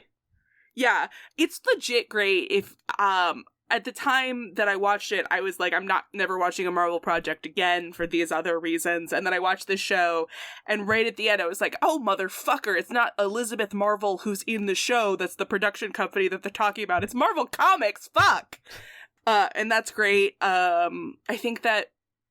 don't think there's been a real horror adaptation of Cloak and Dagger, but I think that they could be such a cool horror book. Like there's a pair of heroes called Cloak and Dagger who like have like nesting powers. They're like a romance. Like Dagger has like these light daggers, and Cloak like has this powers of like darkness and stuff. And they were two teen runaways. That I think that there could be a lot of fun there that there hasn't been, but I've always kind of like dreamed of a cool Cloak and Dagger book. But most of my answers, like also Blade, and I do have a soft spot for Morbius because I loved the 90s show and what they did with Morbius. Though again, you know what, Sony, I promise I will go see Morbius in theaters. If I'll watch it if you put it in theaters for a third time. I'll definitely do it this time. For sure. I'll definitely do it. Hand on my heart. I don't think they're gonna do it. What are you talking about? There's no football here, Shirley Brown. A lot of my answers having to do with the DC universe, because I think that the Justice League Dark has some really cool stuff going on. And like Swamp Thing, I think, is a really cool book, obviously. But my number one comic book answer has got to be John Constantine, the Hellblazer, Constantine. I love Hellblazer. I think it's such a cool book. I think John Constantine is such a cool character. I was heartbroken and devastated when DC elected to do that thing that comic book companies always do, where they renumbered it and like started the series over again, because up until that point Hellblazer had been the longest running like continual series. Oh wow. In like the DC universe up until that point, even though most people forget that Hellblazer is a DC character in the DC universe. And, like, up until that point, he had, like, aged along with real time. It was, like, really cool. That's not so much a thing anymore, and he's more involved in, like, the DC universe in its entirety. But I think John Constantine's the coolest, man. Well, awesome. Yeah. Sorry. I love comic books, guys. I love that, though. Mm-hmm. When I am eventually ready to dig into that, I will ask you for guidance. Yes. Same. But... that is not the time right now. Instead, we're answering another question. This one is Dan from Baltimore. He is GRSKDNL on social media. Is there a piece of horror media that has deeply affected you? Not just scared you, but had an effect on your queerness? David, start with you. Yeah, this was difficult for me, especially, keeping it under the horror lens because it's so new to me. I think we talked a little bit about it earlier this week when we talked to Derek about Scream and how impactful sort of a narrative about rules and how when rules are broken, there's villainy and things like that. did impact some of my broader philosophy, which went into my queerness. But I think most of the films that made me think about who I am and have a connection to the queer community, it's just now evolving. Like I would say things like The Babadook and Lisa Frankenstein, things that we have covered here on Pod. And that's because the two of you have been so gracious and patient in introducing me to those things. And that, I mean, I also think anyone who listened to our Gone Home episode, like we were all queerly impacted by Gone Home. But yeah, I guess that's my answer to that one. I wish I was a little bit more eloquent for you, Dan. I loved this question. I just haven't seen enough yet. So ask it again the next time we do this, and hopefully I'll have some more answers for you. What about you, Marilee? Well, Gone Home, I think, is the best answer for me also. Like, that impacted me a lot. And, like, that game I think about regularly still.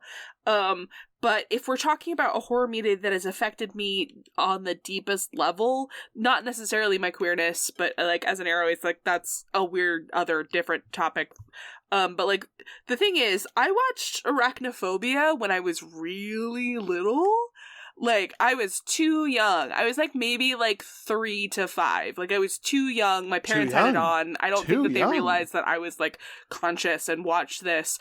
I still don't like showering at night because the idea that, like, there could be a spider in my shower that I not notice until it's, like, it's a movie that has affected my whole life. Wow. That is young to watch it, and I could see how it'd be impactful. Absolutely. Yeah, no, like, I'm still afraid of spiders, but, like, that's a thing that, like, I didn't realize until a couple of years ago, that the fact that I just don't like a night shower is because of arachnophobia. That's fair. Tyler, do you have a piece of media that has deeply affected you? Yeah, I mean, I'm going to echo the sentiments about Gone Home. I think Gone Home really did have a tremendous effect, not necessarily on my queerness, like, it didn't make me gayer or anything, but it did feel extremely satisfying and cathartic to see a queer story told within the trappings of a horror story, and to see a happy ending come from that. It was immensely impactful. Plus, like, just, you know, it was set in a time period that, you know, us co-hosts are familiar with, but I think also a lot of people in our age gap or our age range are familiar with, and then younger people are able to experience for the first time. But I think also we talked about this a lot. Psycho, which was our third episode, had an impact on me after learning a lot more about Anthony Perkins, and his queerness, and you know, that documentary that we talked about in it, Queer for Fear. You know, getting to see Oz Perkins talk about his father, and Anthony's queerness and how that may have affected his portrayal in the movie. I think that was, like, very, very impactful, and to see a queer person be so queer in a film during that time period, and to be someone who is breaking outside the norms of what is considered appropriate behavior is satisfying to see, because it's that sense of rebellion that I find so important as a queer person to, you know, go against the status quo, go against what is heteronormative, because it will kill you. Like, that shit kills people. And so when I think about that, it makes me extremely amped up. It makes me want to, like, go punch heteronormativity or stab it in the fucking shower, or, you know, throw it down the stairs, you know, and say, fuck you. I love that. Our next question is from Doug. What is a media property that doesn't typically deal in horror that you'd love to see an all-in horror story, film, or game from? Ooh, interesting. I should have thought about this one beforehand, but I simply didn't. We're gonna do it live. We're gonna go all Bill Riley on this, and we'll do it live. We'll do it live. I love this question, and thank you again, Doug. I treasure you deeply. Probably doesn't deal in horror that I would love to see well, I mean, besides Game Changer, as previously stated, I fucking love a horror episode of Game Changer. I think that there was an idea a long time ago to do a superhero movie from the point of view of like a goon. And that is a horror movie. I like and that. I think that I would fucking love to see that. Like a superhero as horror movie I would be thrilled. I know that we're all like at peak superhero saturation. But even still, I think that is like anything. It's a fresh take on the concept. So right. I would be so into that. You don't even know. What about you, Tyler? I would love to see Star Wars go into all-in horror. Oh my god, yeah. They had a little bit of that in the Ahsoka series. I think it was poorly executed, but I would love to see just like a mini series or even like a special like made for TV movie, basically like Werewolf by Night, that just focused on like, this is a huge galaxy where magic is real. Like, fucking go all in. We've got like a werewolf disease. There's a force sickness because of a ghost who has been tortured by the Sith, or even just like, there is like a serial killer who's like stalking teenagers at a space camp. Like I think that would be really fun to kind of watch. Especially because they could deal with like, oh yeah, there's a ghost of a Sith who haunts this cave.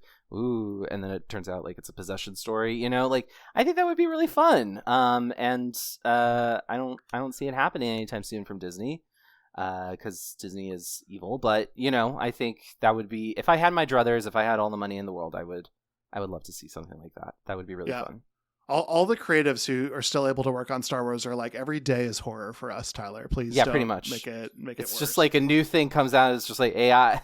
Disney is just like, we're gonna start, putting AI into everything. I was like, great, cool, yeah, love it. No, like that's every day is a horror for media fans as well. Christ alive. Yeah. I think for me, this isn't just because Doug asked this question, though it was a very handy connection. I would love to see some more reality TV / horror mashups. I think that Survivor tried to do this with season 36, the Ghost Island, where people would go and interact with props from the past that had been left behind that were supposedly cursed. And I think it was kind of schlocky, which was a lot of fun for me. But I think that if it had actually taken that seriously or taken it to a new level, there could have been something very, very interesting there. And I think that's hard to do with reality TV because it's hard to make something actually scary because there are literally camera crews who have to work around what these folks are doing. But I do think that would be kind of interesting. And then my second answer to this is I love a genre bend. And so anytime you've got something that's sort of a campy sitcom that goes hard into horror, I think that's a lot of fun. I have a lot of fun with it. Gimmicks. Derek covered the episode on Boy Meets World where it was sort of a Scream homage. And I think that's like just a funny episode of television to exist. And I love when things do that. So that's kind of my answer to that one. That's a great answer. I'll always remember that he was this tall. Yeah. So good. Well, speaking of Doug and Derek, Glitterjaw co-founder and co-host of Lee Carvalho's Podding Challenge, Screonk, Gimmicks, and Walloping Web Snappers. Too many podcasts. Derek has a Halloween question for us. He asks, what is your favorite Halloween costume you've ever worn? Okay, can I go first on this one? Yes. Please go first. Yes. All right, when I was a kid, I was the right age for it, so I wanted to dress up as Inspector Gadget. Oh my God. I know, precious. I got a friend to take me to the thrift store because my mom wasn't there. She gave me money, but I was unsupervised. And so I bought a jacket and a hat in order to look like Inspector Gadget. When I got home, they were not the correct color of Inspector Gadget's coat. And so we made a sea change real quickly. We did my hair a little bit differently, and I went as Columbo because I had bought sort of a mustard yellow jacket. And I was like everyone's favorite because they were like, why does this kid know what Columbo is? And I only maybe had a passing understanding of Columbo.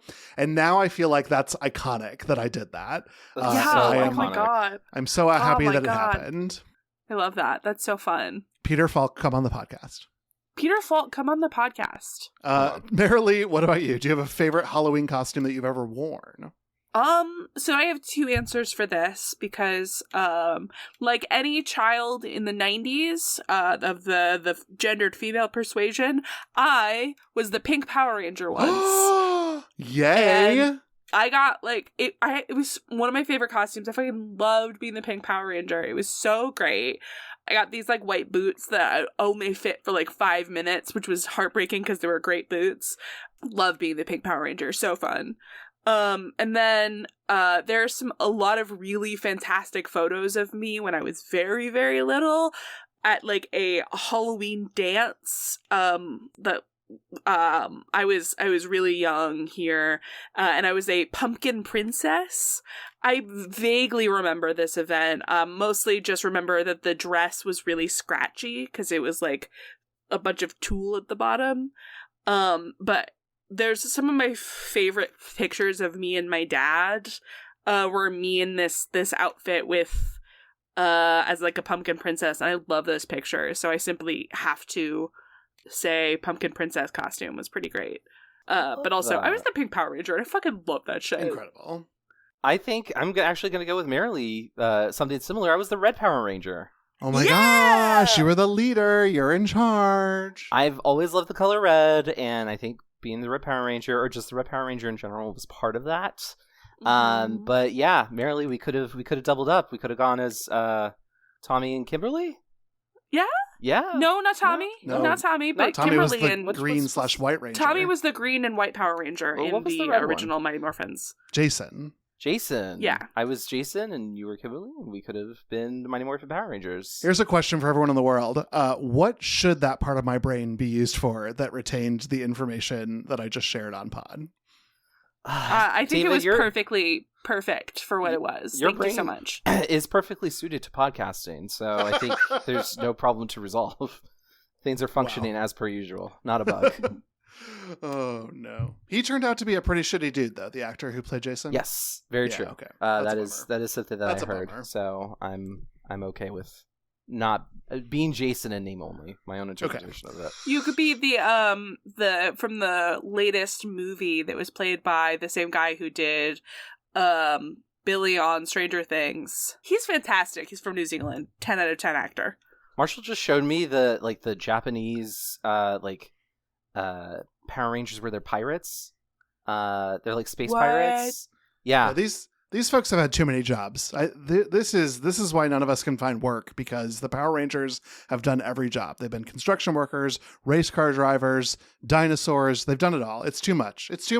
Well, now they're space. You know, I don't actually. I'd love a Power Rangers horror season. Actually, sorry, throwing that out there. If you've seen some of the original Power Rangers stuff, like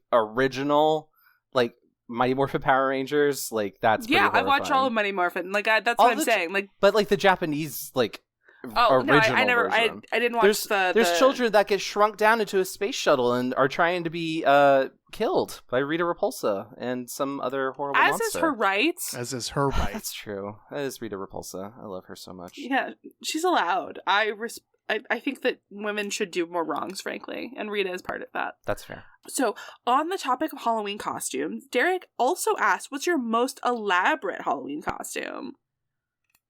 I'm so happy that Maureen entered a question here, because this actually has to do with Maureen. Fun. So, the very last time that my friends and I went trick-or-treating, we were in college, and Maureen, this was right around the same time that Dr. Horrible's Sing-Along blog had come out. And we just decided we should be Dr. Horrible and Captain Hammer for Halloween. Wow. Oh my god! So Maureen and I put together, I was Dr. Horrible and she was Captain Hammer costumes. And I will have to send that to you guys to see, because we killed it. We nailed it. We looked great. I love that. That's fantastic. Yeah. David, please tell us, what was your most elaborate Halloween costume? So my most elaborate Halloween costume was in college, but I was reverse trick-or-treating because we were doing this as part of an educational program. We were going door to door in the dorms, and I was dressed as Miss Chiquita, the Chiquita Banana Woman, with the ruffly outfit the fruit basket atop my head, and I was going door to door to show people how to put a condom on a banana because I was the banana lady. And then we would give them a free pack that contained 4 condoms, a little pillow of lubrication, and instructions on their sexual health. And it was so much fun for like a solid 5 to 10 minutes. And then it was exhausting because I was wearing heels that I had never worn before. I was wearing wedges. So let's be clear about my level of skill. I was wearing wedges. The outfit was built for a body type that was not necessarily mine. I was scrunched in places I did not like being scrunched in. It gave me a lot of appreciation for people who do that on a regular basis. But I do think we provided some good information. We got people some good laughs. And I hope that they had fun. I went and visited 1,270 dorm rooms that day. Holy shit. Yes. That's so many condoms. Yes. So many bananas. Yeah. I think, a lot of them ended up filled with water and thrown at each other, but whatever fun you want to have is the fun you want to have. True. Outstanding. You're such a star, David. Marilee, what elaborate costumes have you gotten into in your life? Well, nothing so elaborate. In high school one year, I didn't really like any of the pre-made costumes at Party City because I thought they were all kind of lame and I wanted to have a sword and none of the girl costumes had swords. So I made my own and I was a shield maiden, which is like a Viking with a... Nice. And so I got a sword and a shield and a cloak that was so itchy but looked vaguely chainmail-y and that was good enough. Wow, historically accurate too, because anything that they would have worn would have been ishy, just as a punishment from the gods. Fair enough. So I think that is what counts most of the time. Either I would have bought a costume pre-made, or I would simply not wear a costume. So there you go. Have any of the 3 of us done the sheet with holes cut in it and been a ghost? No. Okay. Why would I ruin a perfectly good sheet? I don't know. It's one of those sitcom things that people, I see them all the time. And I wanted to know if you two had ever done it. I've never met anyone who's done it, but I see it in TV all the time. Not in this economy. Yeah. Are you kidding me? Sheets are really expensive. Willow did it on Buffy, but the only person who's going to know about that at the end of this episode is Marilee. So hashtag deal with it. So that implies that all knowledge of Buffy and Supernatural will be sapped from our minds.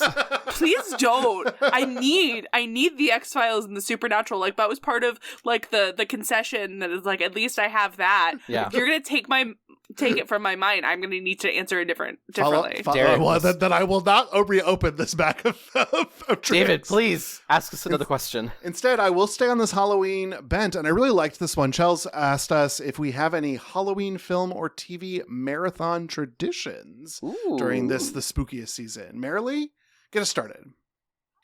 I try to watch I don't want to just have one movie that I only watch on Halloween. I try and rotate it around.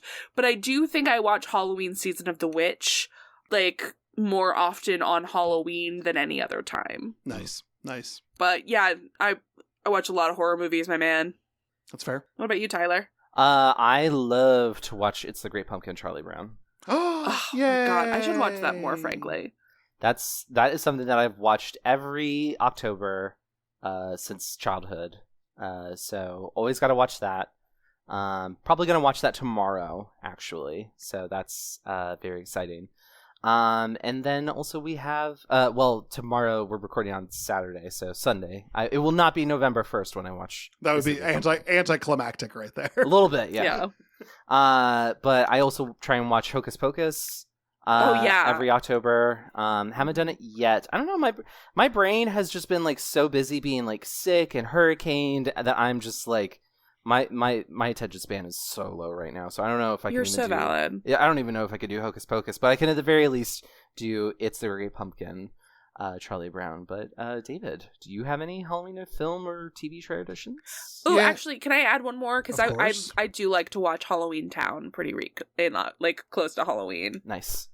Yeah, for me, I mean, our big one is Hocus Pocus. I mean, Mike has already put it on. We've already watched it. He's already threatened Hocus Pocus 2, which was fine. Sam Richardson is in it. That's what I will say. Sam Richardson is in it. Saving grace. I wanted us to be the kind of people who watched a franchise every year. So last year we watched all of Saw. And this year we started watching Friday the 13th. But it was really bad. So we stopped. Yeah, I'm so sorry to Friday the 13th stands. It's not a good franchise. It's not great. It was not. We made it through, I think, part 3 before we were like, I'm throwing in the towel here. Yeah. I liked. Can I make a case for my favorite one? Go for it. I am a big, again, I don't really like Friday the 13th.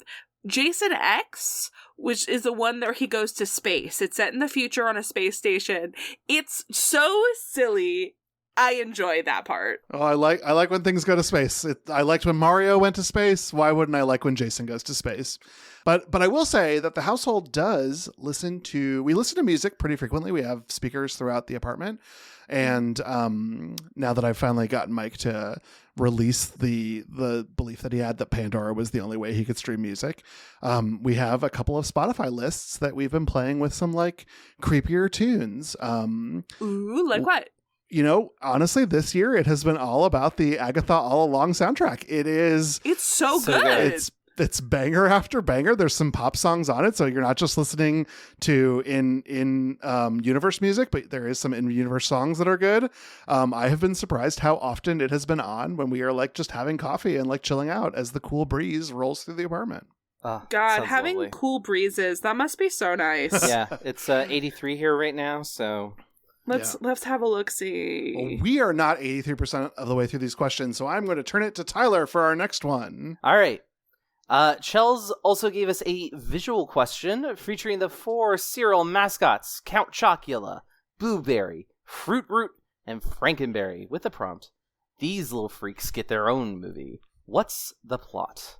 David. You know what I'm going to say. I'm going to say heist movie. I'm going to say that these 4 used to work together, but they got separated. They went their own ways. They started families.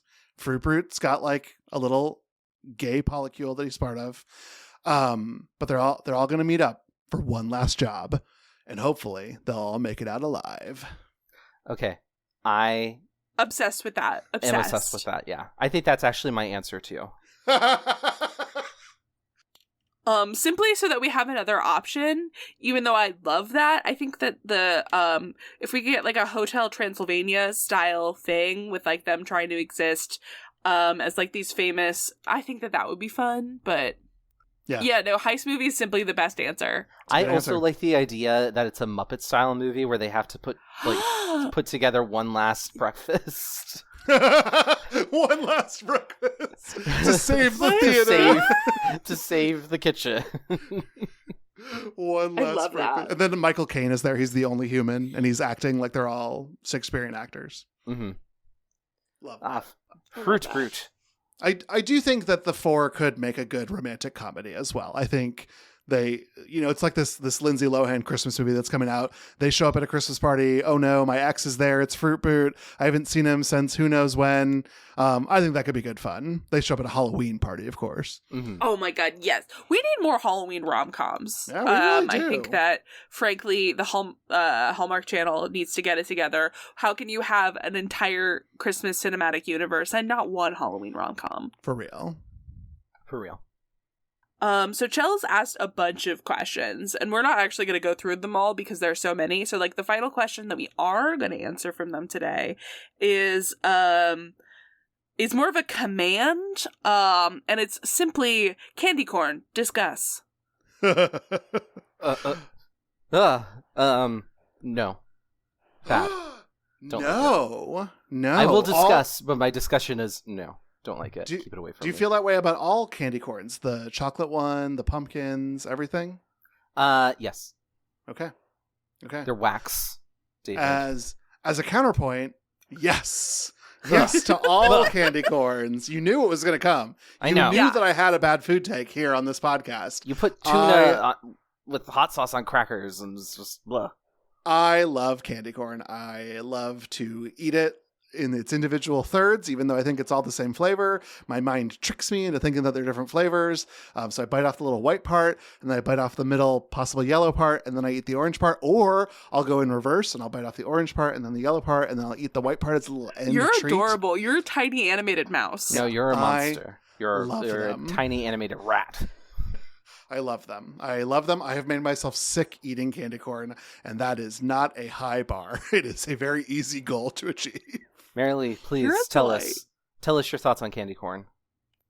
So here's the thing. I'm with Tyler. I simply can't stand. The texture is so unpleasant that I simply can't have that in my mouth. Yeah. However, I think that it's deeply aesthetically like perfect for Halloween. I think that like if it is a part of the holiday, if only because people keep it's like fruitcake and that like you have to have it. Nobody's gonna eat it, but you gotta have it. That's fair. If I was dressing the Halloween movie that we're pitching, the rom-com, I would have a PA go out and buy candy corn and just put it in a bowl because it instantly tells you that it is Halloween. True. Exactly. Yeah. It's like, I'm not going to eat it, but I do think that it has a very vital place in the Halloween ecosystem. And it's cute. It's adorable. I'm glad that we've all agreed that candy corn is decor and not meant to be eaten. It is meant to be eaten. It's edible decor. Yeah, listen, it's just because it's not for me doesn't mean that it's not for someone. And apparently that person is David, and more power to you. David, you can have my candy corn. All right, well, our final question from our friend Tommy, Awkward Comma, on social media, co-host of Distant Echoes and Lee Carvalho's Potting Challenge, is if Fear Coated was a sandwich, what kind of sandwich would it be? I think it would have to have a sandwich with tuna on it, as much as I don't particularly care for canned tuna. No. Please tell us why. We've brought it up so many times. We don't have to. We don't have to. But we could put cilantro on it instead, to ruin it. Maybe like a banh mi would be good. Ooh, a banh mi would be fun. Yeah, I mean, a little spicy. It's got a fish paste, maybe not tuna exactly. But it's got cilantro, the works. To me, Fear Coated is the sandwich that you eat after you go swimming during the summertime. So it's got either Cheetos on it or chips on it because it's crunchy, satisfying, not what you expected, but it's what you actually wanted this whole time. Interesting. Oh, I like that. Interesting. I think the only thing I would add to this is that I've listened back to our episodes. I've obviously talked with you all. I get the great honor and pleasure of editing this. I think we are a ham sandwich because every conversation we have is full of ham. The three of us are ham, and I love that for us. Yeah, and add a nice, we're pretty cheesy too. A ham and cheese is pretty good. Pretty classic. Everybody likes a ham and cheese. That's true. Plus we got those hot tykes, so we are a ham and cheese panini. We made it happen. Yeah. Honestly, I'm really into ham and cheese panini. I think that's really fun. Yeah, I think Ding, that's the winner. I think that's the official Fear Coated sandwich. So when we go to the Glitter Jaw Deli, which is a thing that exists in the Glitter Jaw offices where we have our bat races on Twitter and other social media, you go to the cafe and you say, "Hey, can I get the Fear Coated?" It's a ham and cheese panini. It's a ham and cheese panini. Love it. So we got some questions about video games that we're going to go ahead and talk about now. First up comes from Breadmaker2000 on social media as Break Knee Wheat, who asks us if we have any favorite horror-themed video games, and if so, what are they? They also ask, have we played any horror games lately, and are there any games you want to play but have not played yet? David, let's start with you. Yeah, I have started a couple horror games recently, in fact, that I have put down probably never to pick up again until the podcast invites me to. I played a little bit of Alien Isolation before talking to Tyler about Ellen Ripley, but unfortunately I did not keep playing that. I started playing Dead Space because it was available to me as one of my free monthly games for the annual fee that I pay. And I was like, okay, this is fun. Like, it's kind of Bioshocky. We're in space, kind of System Shocky, I guess. We're in space. And it was scary, but it was also just too difficult. It was too difficult. And when a game's too difficult, I can't play it. And so I will not be able to enjoy it, which was a shame because I was like finding audio diaries and like learning about the world. And I love that shit. But unfortunately, little creatures were coming up to me and stabbing me in the abdomen. And I could not shoot them fast enough. So it was just not for me, which is fine. What about you, Marilee? Have you played any horror games recently? Well, so here's the thing. I am, at the end of the day, and I will always remain so, a Resident Evil girly. Yes. I love Resident Evil. So I think that the game that I have played most recently in the horror genre is probably, I was playing the RE remake a couple weeks ago. It's just such a fun game. I love Resident Evil. Leon Scott Kennedy is character of all time. I think it's really fun. Other than Resident Evil, I also picked up Alien Isolation recently. I didn't really get my teeth into it because it's a long game, and I knew that I wanted to have like a day where I could really play it for a while. And I haven't really had a chance to do that. I've been pretty busy recently. So there's that. And then I'm trying to remember the name of it. Yeah. So, sorry, I had to look it up on my Switch, because it was right here. I also have recently been playing Outlast on my Switch, which is not the ideal way to play that game, but I did get it on sale. So I had previously like watched all of them as like Let's Plays, but I was like, all right, let me give this a whirl. Outlast is a game, certainly. It feels so incongruent to me, Marilee, because to me the Switch is Mario and Kirby, and maybe if you're feeling a little edgy, you can play like Metroid. But the idea of Outlast on the Switch is discordant in my mind. Mm-hmm. Yeah, no, it's weird. It's certainly weird to play that on my bright pink and yellow Switch. Nice. But, you know, it's a fun game. I like the Outlast franchise a lot. I would love another game in it. And I haven't played it recently, but while we're talking about horror games, I just want to put it out there in the universe. I'd really love another Fatal Frame, please. Thank you. Can I have more Fatal Frame? And I'm here to tell you no. Fair enough. But yeah, no, it's if any given day or night, if you ask me, hey, Marilee, what's the latest horror game that you played? It's probably Resident Evil. Tyler, what about you? What have your joysticks been up to? Whoa.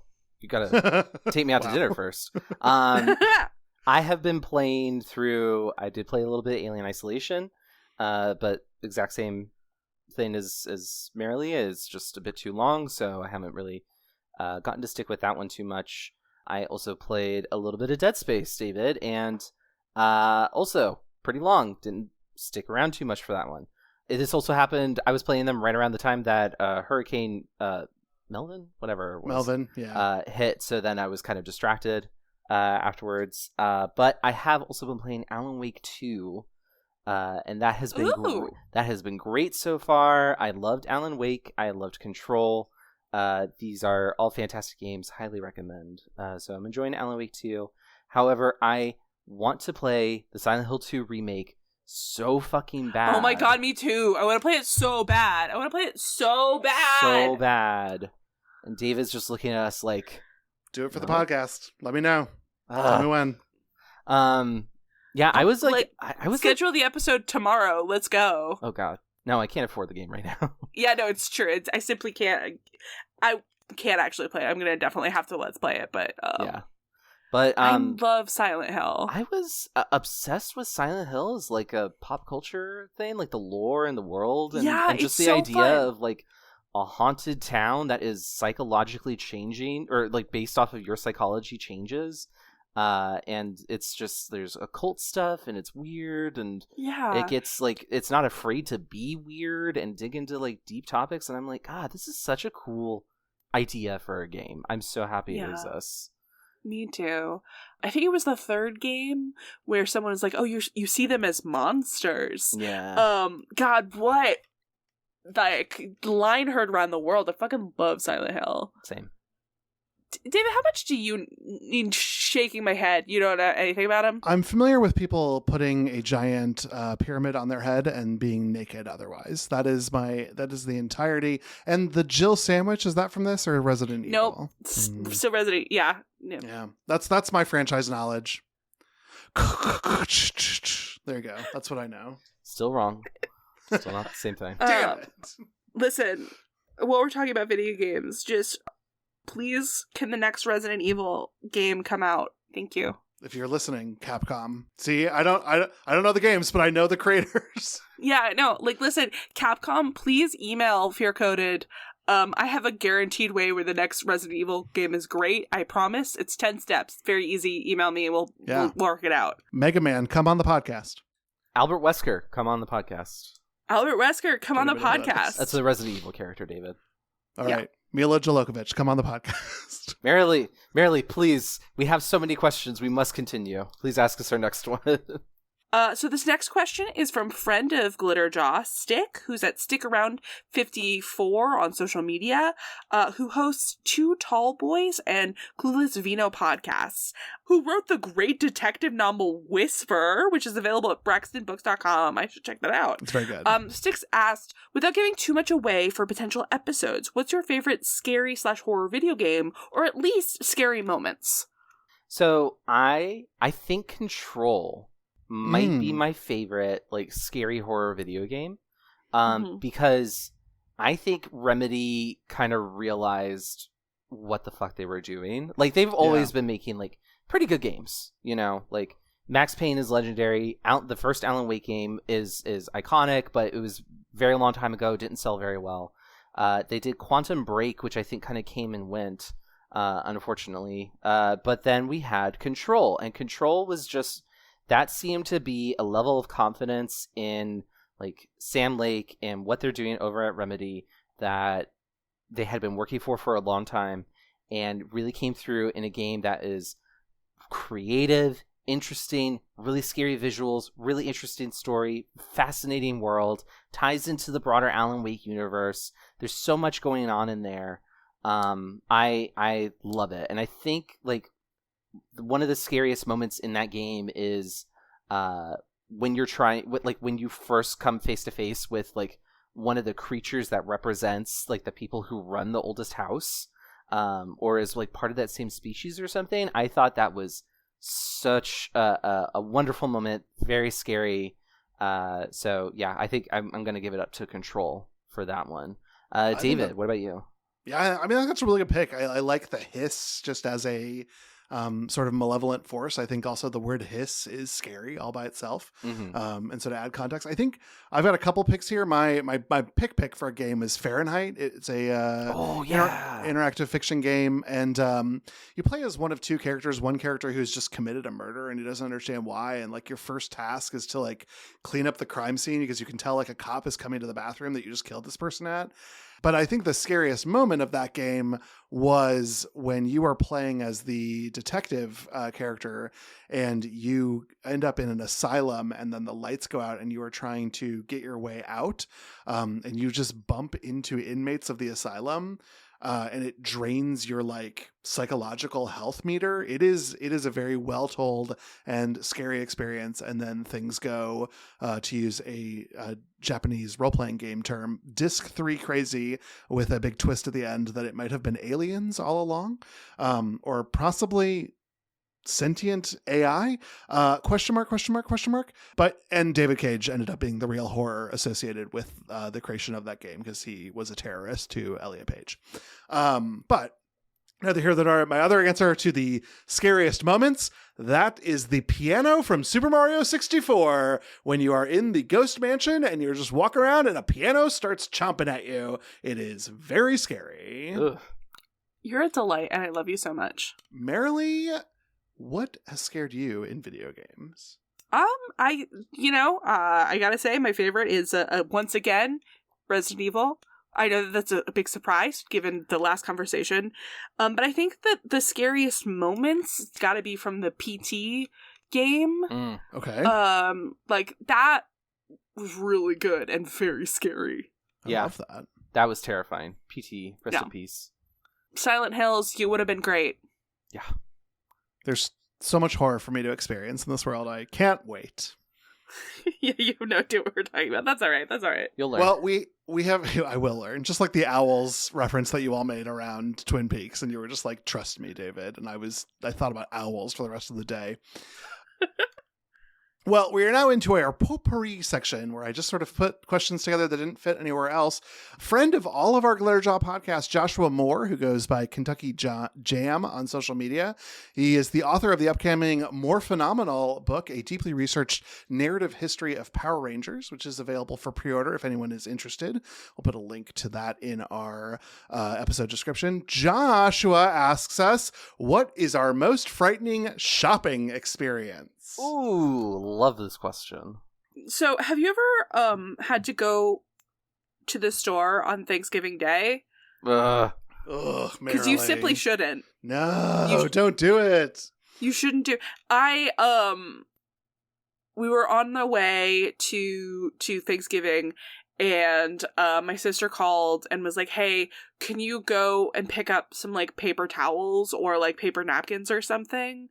And there was a man crying in the grocery store, talking to an associate saying, "I can't go home without buttermilk, please. I need buttermilk or my wife will kill me."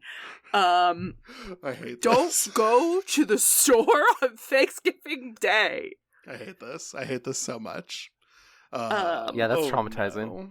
No. I simply don't do it. Have you had to do it, Marilee? Did you get your out alive? Like that's we had to go into the store to get like paper towels, which thankfully they weren't out of. Sure, because it wasn't buttermilk. Oh no, Tyler, what about you? What is your most frightening shopping experience? I went to Costco on a Sunday. Did you run into the Costco boys? The what? The Costco. Are you not familiar with these gentlemen? No. These are Florida people. These are your people, gang. Sorry. Oh no. They are TikTok influencers who go to Costco and talk about their Costco experiences, and they eat a chicken bake and a double chocolate cookie, and they're like toxically masculine. Ew. Recently covered on Tyler from Anamorphin Time and Hate Speech. They were on their Hate Speech pod. They talked about the Costco boys. Oh my god. I have no idea. The world is so big. There's so much stuff in it. You should not spend time watching this. Just trust me. This is like Mr. Beast level. I need you to be aware of these people, but they are terrible. Okay. Well, I will keep that in mind. Well, they're from Florida, so yeah, goes without saying. But no, my hometown was retirement mecca. So I going to Costco on a Sunday after church, driving, trying to park, nightmare, almost die. Try and get in, almost die. Try and walk around, you're gonna get infected with COVID. Just like it's just I get like agoraphobia pretty bad in crowds like that. It's why like I go into theme park Tyler mode whenever I go to a theme park, because I'm just like I'm beelining it for where we need to go. I'm weaving. I'm dodging in and out of people. I'm not an agile person unless I'm in a fight or flight situation. And that happens anytime I go to a Costco on a Sunday. Wow. Like just absolute disaster. It's like The Walking Dead. Wow. I feel like mine sort of pales in comparison to this, but I hate clothes shopping because I can't see the colors. And so it gives me a lot of anxiety. I once was at an American Eagle. Do you remember American Eagles? Oh, yeah. Around? Yeah. Okay. And I wanted to buy a shirt, and I asked the associate for help, and they thought that I was being stupid on purpose, which I guess there are probably shitty like teenagers or young adults who are shitty to sales associates on purpose, and that is probably a terrible thing to deal with as a retail person, but I really did need help. And so I only go clothes shopping with someone with me now. I don't rely on help from retail folks, unfortunately, because I was so put off by that. I'm so sorry about that experience. That's actually frightening. Like, yeah, that's discrimination. So like, yeah, I also don't like going clothes shopping, but it's mostly because they don't have anything good in my size. Yeah, well, that's bad too. That's a societal problem. Yeah, plus size people are not treated well by the clothing maybe industry. Maybe shopping alone is just the frightening experience. Yeah, it's enough. It's enough. Yeah, no, we're gonna opt out of the whole thing. Thank you. Yeah. So, moving on to the next question, our good friend Stick once again asks us, "What is your most irrational fear?" For context, he shared that the other day his wife and him were explaining to their son that it is okay to be scared and that she is afraid of floating off into space. Do we have any irrational fears? Well, I now share Stick's wife's fear that I will float into space, but I actually think space is kind of cool. So I will put that aside. I shared this on our introduction episode, but I am afraid of moths. I recognize that it is irrational. I am aware of it. It doesn't change the reaction that I have. I also am afraid of flying. I guess I'm afraid of turbulence. I'm not actually afraid of flying. I'm afraid of experiencing turbulence while in the air. Even though I know that it is safe, I do not like the way that it feels, and I do not like those little sweater-eating evil butterflies coming at me. That's fair. Mm-hmm. The turbulence thing I really get. I don't think that that's an irrational feel. The fact that, like, you are in a tin can in the sky, basically, and it's rocking. I feel like that's a rational fear. Like, my answer to this was, I don't have any irrational fears, because everything I'm deeply worried about, it's totally rational. Like, I don't like spiders, and I don't like falling. And those are the two big ones. And the other things that I simply won't do because the idea of going in a cave underwater is dumb, and that's a rational thing to be afraid of. That's true. That's true. Marilee, I'm so happy you phrased it like that, because that's exactly where my mind is at. I have horrible generalized anxiety, so everything seems like a rational fear to me, but all of those things are legitimate things to be afraid of. I think probably my most irrational is just like, I don't want to be yelled at by an adult. That's rational. That's rational. Yeah. Like, my most irrational is the spiders thing, because most spiders are fine and not out to actively harm you, and they're an important part of the ecosystem. And, like, I try not to kill spiders when I see them, because I know that they're doing good and killing bad bugs, but I simply don't want them around me. Same. And I think that's perfectly rational. I am totally in agreement with you. I actually took a test that someone sent to me one time, and it was like, how anxious are you about death? And I answered that I think about dying every day, and I'm afraid of it. So it said, like, you have a lot of irrational fears around death, and I'm like, I think it should be rational to be afraid of death. I don't want to die. And, like, I'm always thinking about that. Like, when I'm out driving and stuff, I'm just like, God, I hope I don't die. Boy, I hope I get home. I would like to see my partner again. I hope I get to see my family again. I hope I don't die today. Oh, today's the day. Better not do it. I don't know. That's irrational. That is one I don't share with you. I have no fear of death. Death is a partner that I will welcome eagerly when it is time. And yet afraid of ghosts. But I am afraid of ghosts. I do not want to linger. Well, maybe if I was a ghost, it would be okay. I'm going to think about that one. I'm going to spend some time on that. Okay for me, but not for thee. I see how it is, David. Yep, for me, not for thee. Suck it, haters. We are canceling David.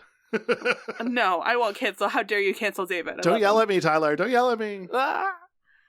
So we've got another question from Derek. If you had to be trapped in a liminal space, the back rooms, what space would you choose? Like, you can get the classic yellow office back rooms, a pool, empty movie theater, etc. Tyler? We talked about this during our creepypasta episode, but I think I would like to, like, be in, like, an empty convention center. Or, like, a big empty hotel. I find that, like, but like a nice hotel, like an actual, like, resort hotel kind of deal. So, but it's empty. I like that. If I were in The Shining, then, and, like, at the Overlook, then I would probably be like, no, please get me the fuck out of here.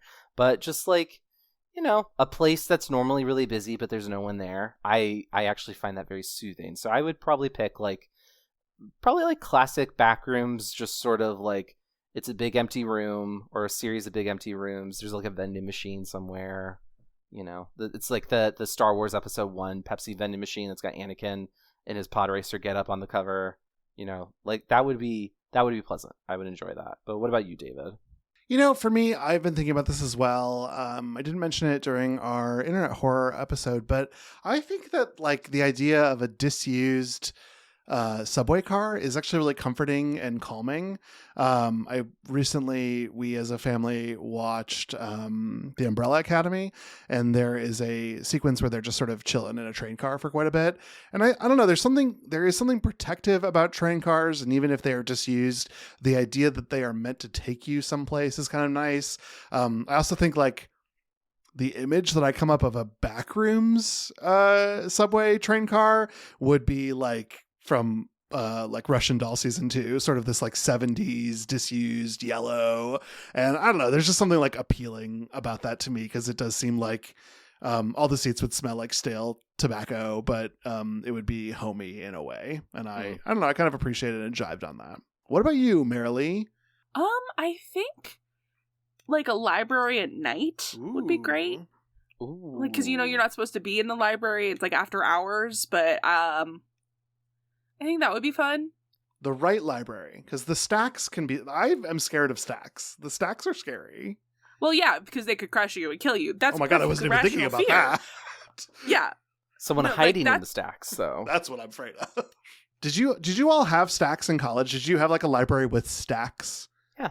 No, my library was too small. Like they had stacks maybe in the back, but we weren't allowed in them. We had a library called the Science and Technology Library, and that is where all the computer programming books were. And if you went to the basement, it was just rows of books, like you would see in like an X-Files episode, or that scene in Ghostbusters where the ghost is like the first scene in Ghostbusters. Books. And there were great little study nooks there. But boy, you would never see another soul there. But if you turned to the corner and there was a person, you both had a reaction about there being another soul who had found the Science and Technology Library, which just felt like a hidden gem of studying. Love that. Great. I think that would be fun. And you could, there generally are going to be couches at least somewhere that you could like colonize and make a little comfy space out of. Endless entertainment. Probably there's a vending machine somewhere. I think the library at night is a good option. That's a good one. All right, we've got another question from our buddy Stick. What's something that shouldn't be scary or isn't conventionally scary that you think is terrifying? Can I say elf again? I think you must. You simply must. You must. Yeah. No. Makes me uncomfortable and I don't like it. Thank you. I think that's what I'm going to name the episode. Marilee, it's just elf. It'll be very confusing. Our special Halloween episode, elf. Yep. I personally think that it's something that shouldn't be scary or isn't conventionally scary that I think is terrifying. People. Yeah.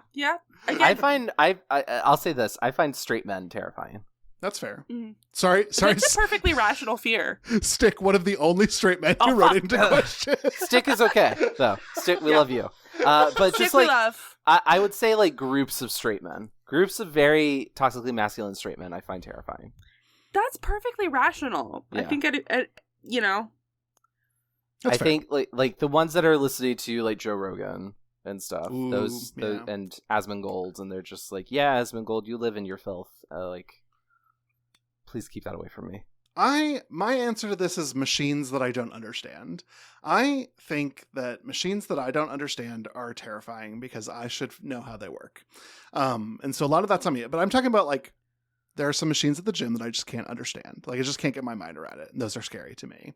The one that I do my boob workout for, I understand. I move my arms like this. It makes my boobs bigger. The one where I just like push a bar up and down. Like I get that. I understand these.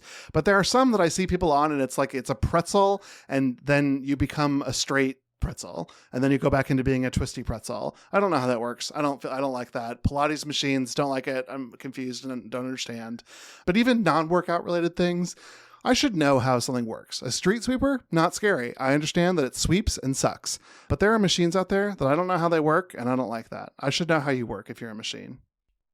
Classic, you don't trust it if you can't see where it keeps its brain. That's the truth. Oh, true. I need to see your brain, because that's what I'm going to go at you with, the bat, if you're causing trouble. Mm-hmm. Okay, so in our last area of questions, these are questions specifically about the podcast. So this is another question from Blake.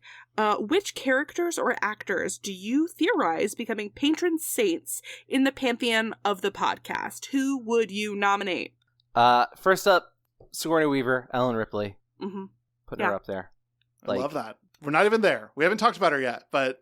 I know, we haven't, but we did talk about her in the Are You My Mother episode, focusing on Ripley that I was on with David, and I talked about how much she means to me as a queer person. So I'm nominating her, putting her up there, and then we'll talk about her at some point. I don't, it's interesting because I did take comparative religion in college. There's like a sub pantheon, right? There's like a major gods, and then there's like a sub one of like demigods, right? Yeah. I would like to pitch a strata of our pantheon dedicated to hunky Arbogast-like gentlemen, because I think that we will always have love for them.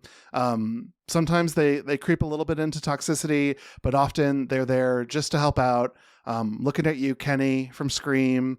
I think that there are these justice for Kenny. It is well deserved, and I hope that he receives it. And so I would just like to leave a spot open as the podcast continues to nominate those folks who don't quite make it to the top because they're not lead players, they're not lead actors. I just want to hold space for them in that strata of our belief system. I like that a lot. Mm-hmm. I think that given the way that we've talked about her in the past, I think that simply you must give some respect to Mrs. Bates. Of course. Yeah, no, like she's our very own Bloody Mary-like figure, and I think that, you know, leaving some unbuttered bread and milk out for her to kill the straight people in your life that you want murdered, I guess, you can't get around it, Mrs. Bates. We have already sort of deified her, haven't we? We did it. We already did it. Yeah. I do think that as we keep going, we will find more of these folks. I mean, I think that Lisa from Lisa Frankenstein holds a special place in our hearts, and probably will remain. Fashion alone. I love her. And I think this is a fun question. Thank you, Blake. I think this would be one that I would even be interested in us coming back to on a regular. Oh, for sure. Just to kind of explore. Yeah. I love that. So our next question is from Derek. Do you have any goals for 2025, both for the podcast and for yourselves personally? Yeah, I'll get started on this one. So I feel like I'm going to ask the personal one first. I feel like I wanted to be further in some of the things that I'm doing for game design than I got to this year in 2024. And so I would really like to make that a priority for myself, and I have some good plans in place to make that happen. I'm not doing as much on my work contracts, which is going to be a lot more helpful for that. I want that to be a priority because it's really important for me to leave art in the world before I go. And so, I mean, I think podcasting is art, and that is a beauty that we collectively create. This is just something that is really important for me. For the podcast, gosh, I don't know. We are hitting our stride, and that feels really good.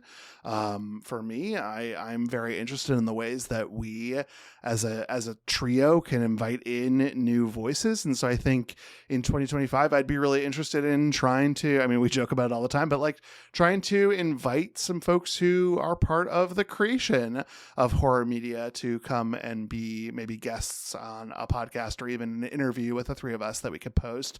I think that would be a lot of fun. Yeah, I think that's super. What a really lovely and beautiful answer. Thank you so much, David.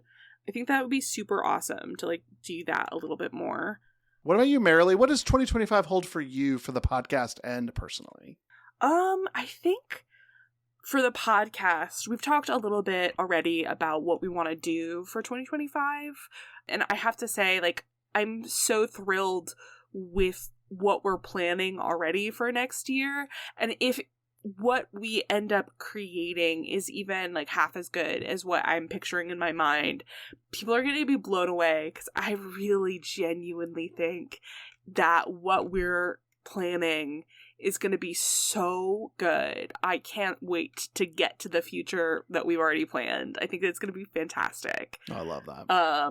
So I want to do more with you guys in whatever way, shape, or form. I think that making Fear Coded being bigger and better in whatever way that is really my number one goal for next year.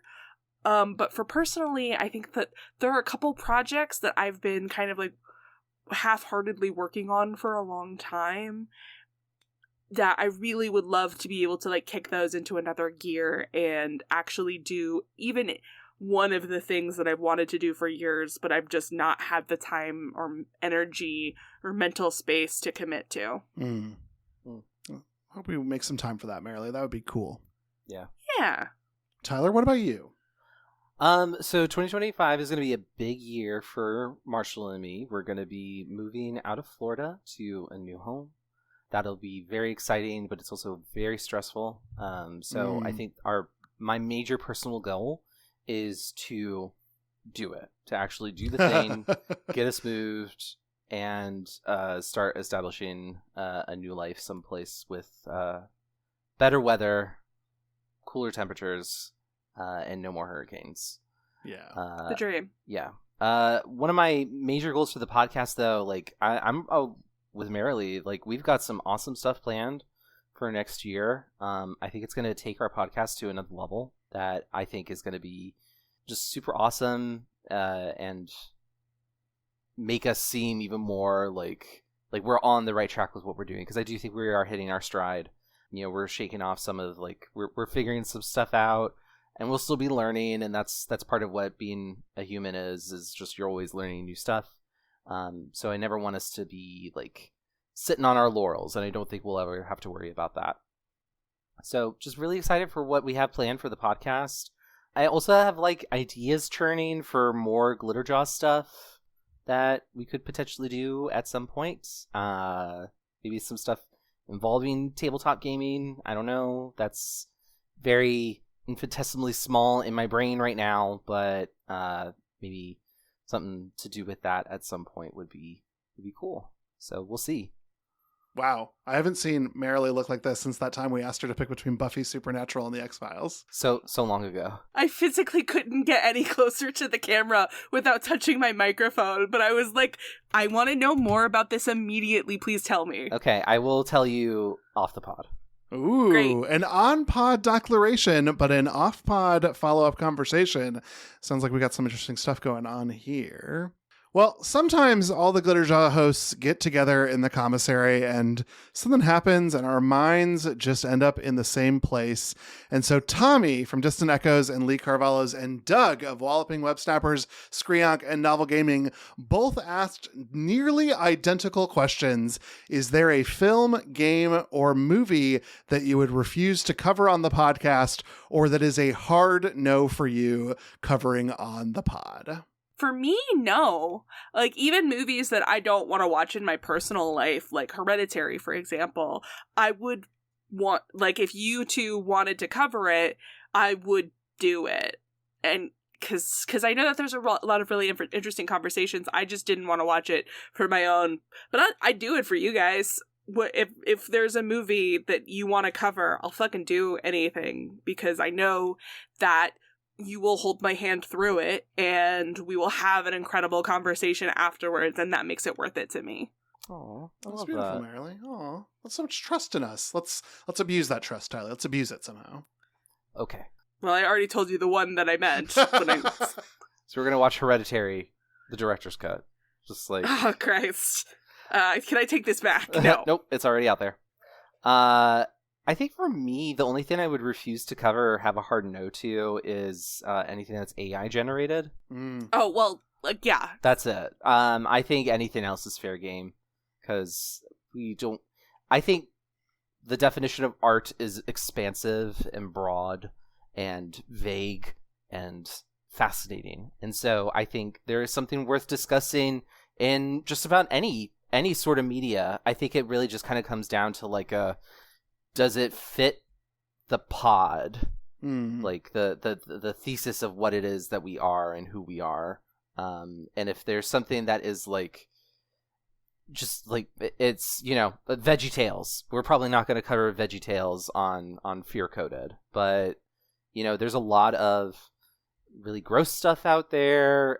There's a lot of weird, controversial stuff out there that I would want to discuss, but I don't think is an outright no unless it was made by a machine, because that's not art. That is a product of other people's art turned into some horrible homunculus of consumerist bullshit. Yeah. I think, and I actually think I'm speaking for both of you as well on this, I think we wouldn't cover, and we haven't covered anything that's currently stricken, where the union strike has asked people not to cover media on discussant realms. And so just like some faculty aren't covering certain media in classes right now, we have been avoiding some video games, which has been like a little hard right now because we haven't talked about anything that's part of a stricken property. And so I just think that we have a couple of values on the podcast, but I'm not sure that there's anything topic wise that would be off balance. I think what the three of us are more committed to is making sure that we are able to talk about artists, the art that they make, and the impact that it has. And as long as you have an artist and it has an impact and discussing it is not going to hurt other artists, then we are game to talk about it. Mm-hmm. Yeah. Eloquently said. I love that. Which is great because then, as a slight variation on the same question, Derek, a person that I consider a close personal friend, my co-host from Gimmicks, Tommy's co-host on Lee Carvalho's, Doug's co-host on Walloping Web Snappers and Screonks, has asked, is there a particular horror movie show subject that Marilee or Tyler might pitch that is 100% off the table for David on the podcast? And I'm interested to see if either of you think there's anything that would fit the bill for this question. I mean, there are a lot of ghost stuff that I'd love to cover that I know that you don't really care for, but you've been pretty okay about it so far. Like, we did Bly Manor with no problems. Yeah. So, like, I don't think that it would be. You know, if you have a line like that I don't think that we've discussed it, so I don't think so. 100% off the table, I would say no. I think we pretty much just kind of answered that question as like, as long as it's art, it's made by a human, let's fucking go. You know, yeah.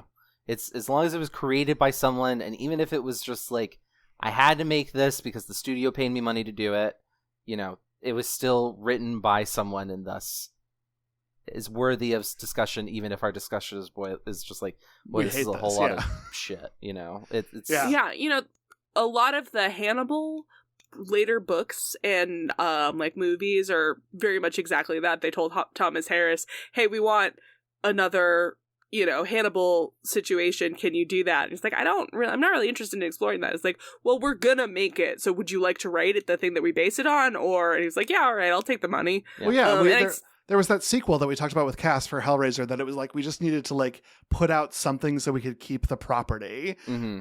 It's like we can cover shit like that. We will probably hate it, but it's still worthy of, maybe not worthy of covering. I think there are more worthy things to cover. If there's something interesting in it, if only because like of the way that the art was made, I don't think that it shouldn't be on the table, you know? Yeah. That sentence was garbage. Sorry, guys. I also believe that while I may be the biggest scaredy cat of the three of us, I probably have the tastes that skew more deviant of the three of us. So, like, I have watched the Human Centipede trilogy and could pitch... Why would you do that? I watch movies that are recommended to me on Netflix when Mike was out of town in the years that those movies came out. Do I think it's a great piece of media? No. Do I think we could cover it on the podcast? Sure. I definitely don't think we would go further than the first one. But like I've put my toe in enough of those waters that I think I might be the one who pitches something that the two of you ick out more at than the two of you to me, because I'm probably not even going to know what the hell it is. And then after we watch it, then I will be like, oh no, I hated this or whatever. Would we cover something that is just like pure like bacchanalian hell, that is like something like Sallow or 1,000 Days of Sodom? I don't know what that is. I saw Sallow on a list because I even looked up like what are terrible horror movies that like nobody should watch this terrible, and Sallow was on that list, and I read the description and I was like, no, I could cover this. Yes, Marilee, Sallow is basically, it's a story by Marquis de Sade that has been adapted into films. But it's very difficult to do so because it's very like just the debauchery of the ruling class preying upon the poor and marginalized. It's a very rough story to get through, but it's pure decadence, and it's about the worst people in the world. So it's horror in the sense that it's just like, wow, this is very hard to watch, but it's not like there's a serial killer running around with a knife and a mask. I hadn't even heard of this, so I guess there are things in the world that potentially might be on a list of no, but I wouldn't even know about them. Yeah. So I do think, to like sort of append, like, I'm interested in covering the horror fiction genre. I don't see us getting into a world where we talk about true crime, because I do think true crime discussions are a little bit more misogynistic than they will credit themselves as. And I think that it's so easy to go from exploring a true crime scenario to glorifying true crime and making your career off of it. Not that we're not getting paid, but if you would like to pay us, send your money directly to me, David. And I will make sure that it makes it to Tyler and Marilee. I promise. Thank you. I love the gap. It was like, I mean, I guess I should pay them also. Yeah. Also, very just funny. For the record, in case David edits this to make it look like there wasn't a pause, there was a pretty pregnant pause there. I will edit that out too. I have all the power. So that I don't know. That I guess would be the only other icky place that I would stay away from. That's actually a very valid point, and I agree with you on that. I've definitely done true crime stuff in the past, and I agree. Like a lot of the true crime world can be a little gross. It is. It makes you feel gross spiritually. Like, I'm interested in the stories, and like I like learning about like what happened. It can be fascinating. But like a lot of the time when people make money off of it, it can get a little weird. Yeah. And like I don't watch a lot of the horror movie, like the horror movie, but like the biopic features about serial, I just won't watch them for the same reason. I'm just not interested in that. Right. Yeah. It's a fictional story is going to be a much better thing for us to talk about on this space. Right. Yes, exactly. I don't like it when real people get hurt, and I don't want to, Mm-hmm. Well, good job, Marilee. That's one of the questions that you ask when you're trying to evaluate if someone's a sociopath or not. And you answered correctly. Oh, yay! David, you should give us that test someday. You want me to give you the sociopath test? Okay. I'm curious. I don't think I am, but I would like to answer the questions. Are you ready for one? True or false? Most people will laugh at a joke sometimes. True. Yes, that's the correct answer. Okay. Great. Thrilling. Okay, and so this is our last question. This is another one from Doug, who asked, what does a pie-in-the-sky dream fear-coded episode look like to you? We get a major creator in the horror space on board. A screenwriter, director, what have you. I think that would be incredible. Like if we got John Carpenter, John Carpenter would actually be so fun to talk to, because it's just like, John, what video games are you playing now? Tell us about your synth music. I'm very interested in that. Oh yeah, you do honestly, horror movies? Yeah. Whatever. I do love the idea of asking someone in the world just some very banal questions. Yeah. I think they would appreciate that potentially. But yeah, if we got like a major player in the horror scene on the show, that would be incredible. Oz Perkins, throwing that out there into the universe. Oz Perkins, come on the podcast. Mm-hmm. Yeah. What about you, David? I think for me, pie in the sky, it's really big. I would love us to do something in person. I would love to go to a con, or I'd love this for all of Glitterjaw. I just think that there is something so cool and unique about sharing this medium of conversation with fans in a live space, and giving them an opportunity to be part of it and then participate and get to know us. I think that podcasts get sold and labeled as parasocial experiences, and there's some truth to that, in the same way that like people form parasocial relationships with morning DJs. But I think that for small independent queer media podcasts, we know and want to know most of the people who are listening, and that is important to me, and I think it's important to all three of us. And so an in-person something would be on my wish list as a pie in the sky thing for Fear Coded. I agree. I'm putting it into the universe right now. Within the at the end of 5 years, we're gonna have done a live episode. Let's do it. We'll do a live episode. Hell yeah. I'm manifesting now. I'm gonna put it on a vision board. It's gonna be a whole thing. Jane Schoenbrunn, come and do a live episode with us. Oh man, if we got Jane Schoenbrunn, they would fucking crush it. And I would want them to make me feel like just in awe of their presence. Yeah. And I just want to ask them about like their favorite breakfast pastry. That's it. It's very important to know. It is. Jane, you use the ice cream goo monster, and I saw the TV glow quite a bit. Tell me, what is your favorite flavor of ice cream? Oh my god, this is gonna be one of those like memed interviews that like Tom Holland is like, what the fuck are you talking about? Yeah. Marilee, what is your pie in the sky dream for a Fear Coded episode? I mean, honestly, you guys kind of like nailed it. Like having a like a big name in the horror space on the podcast would be incredible.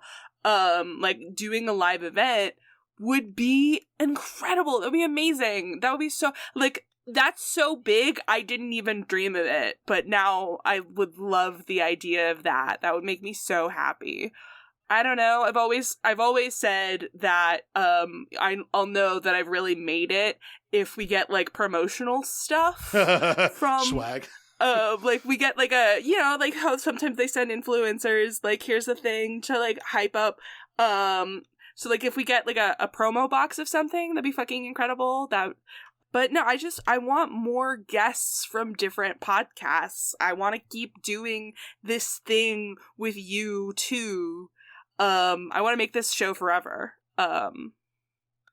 And the idea that we could still be doing this in like a bigger, better way makes me so happy.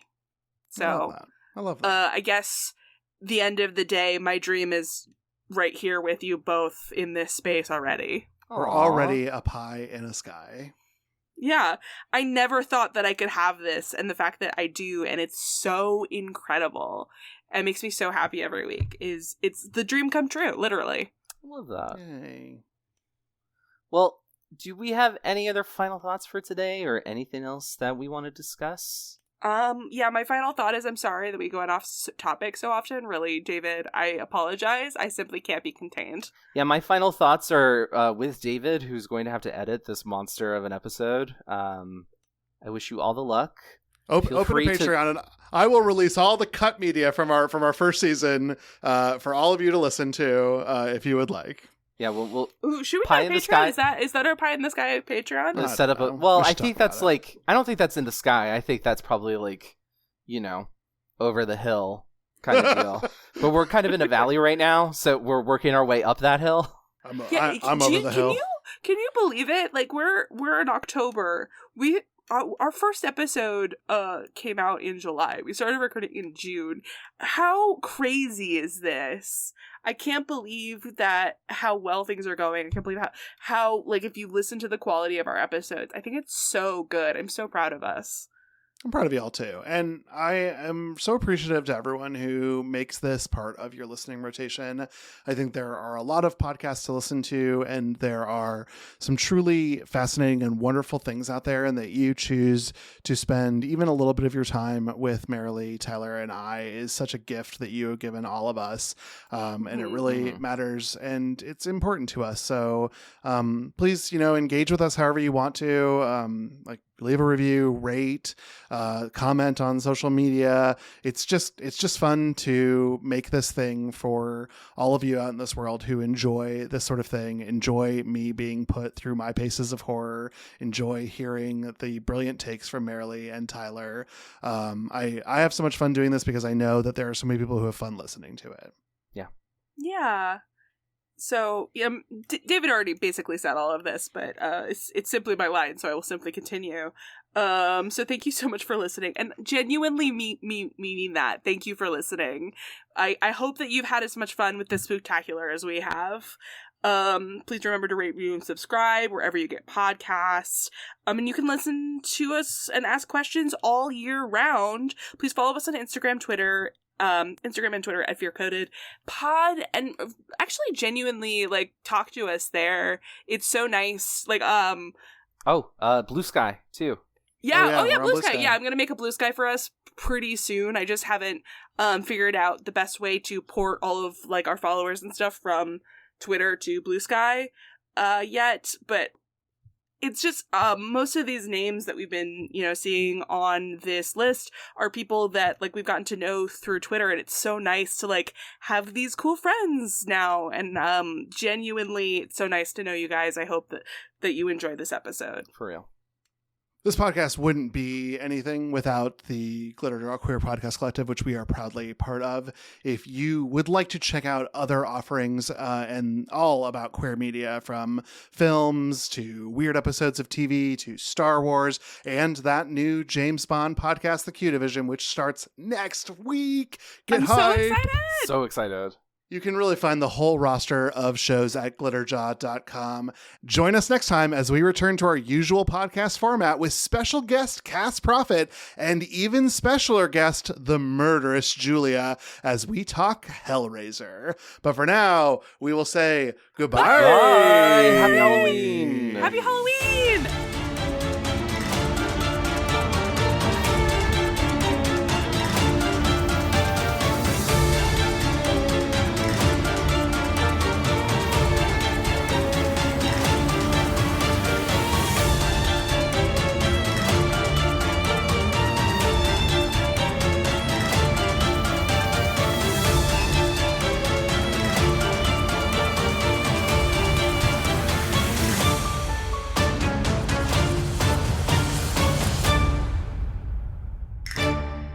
Can I say elf again?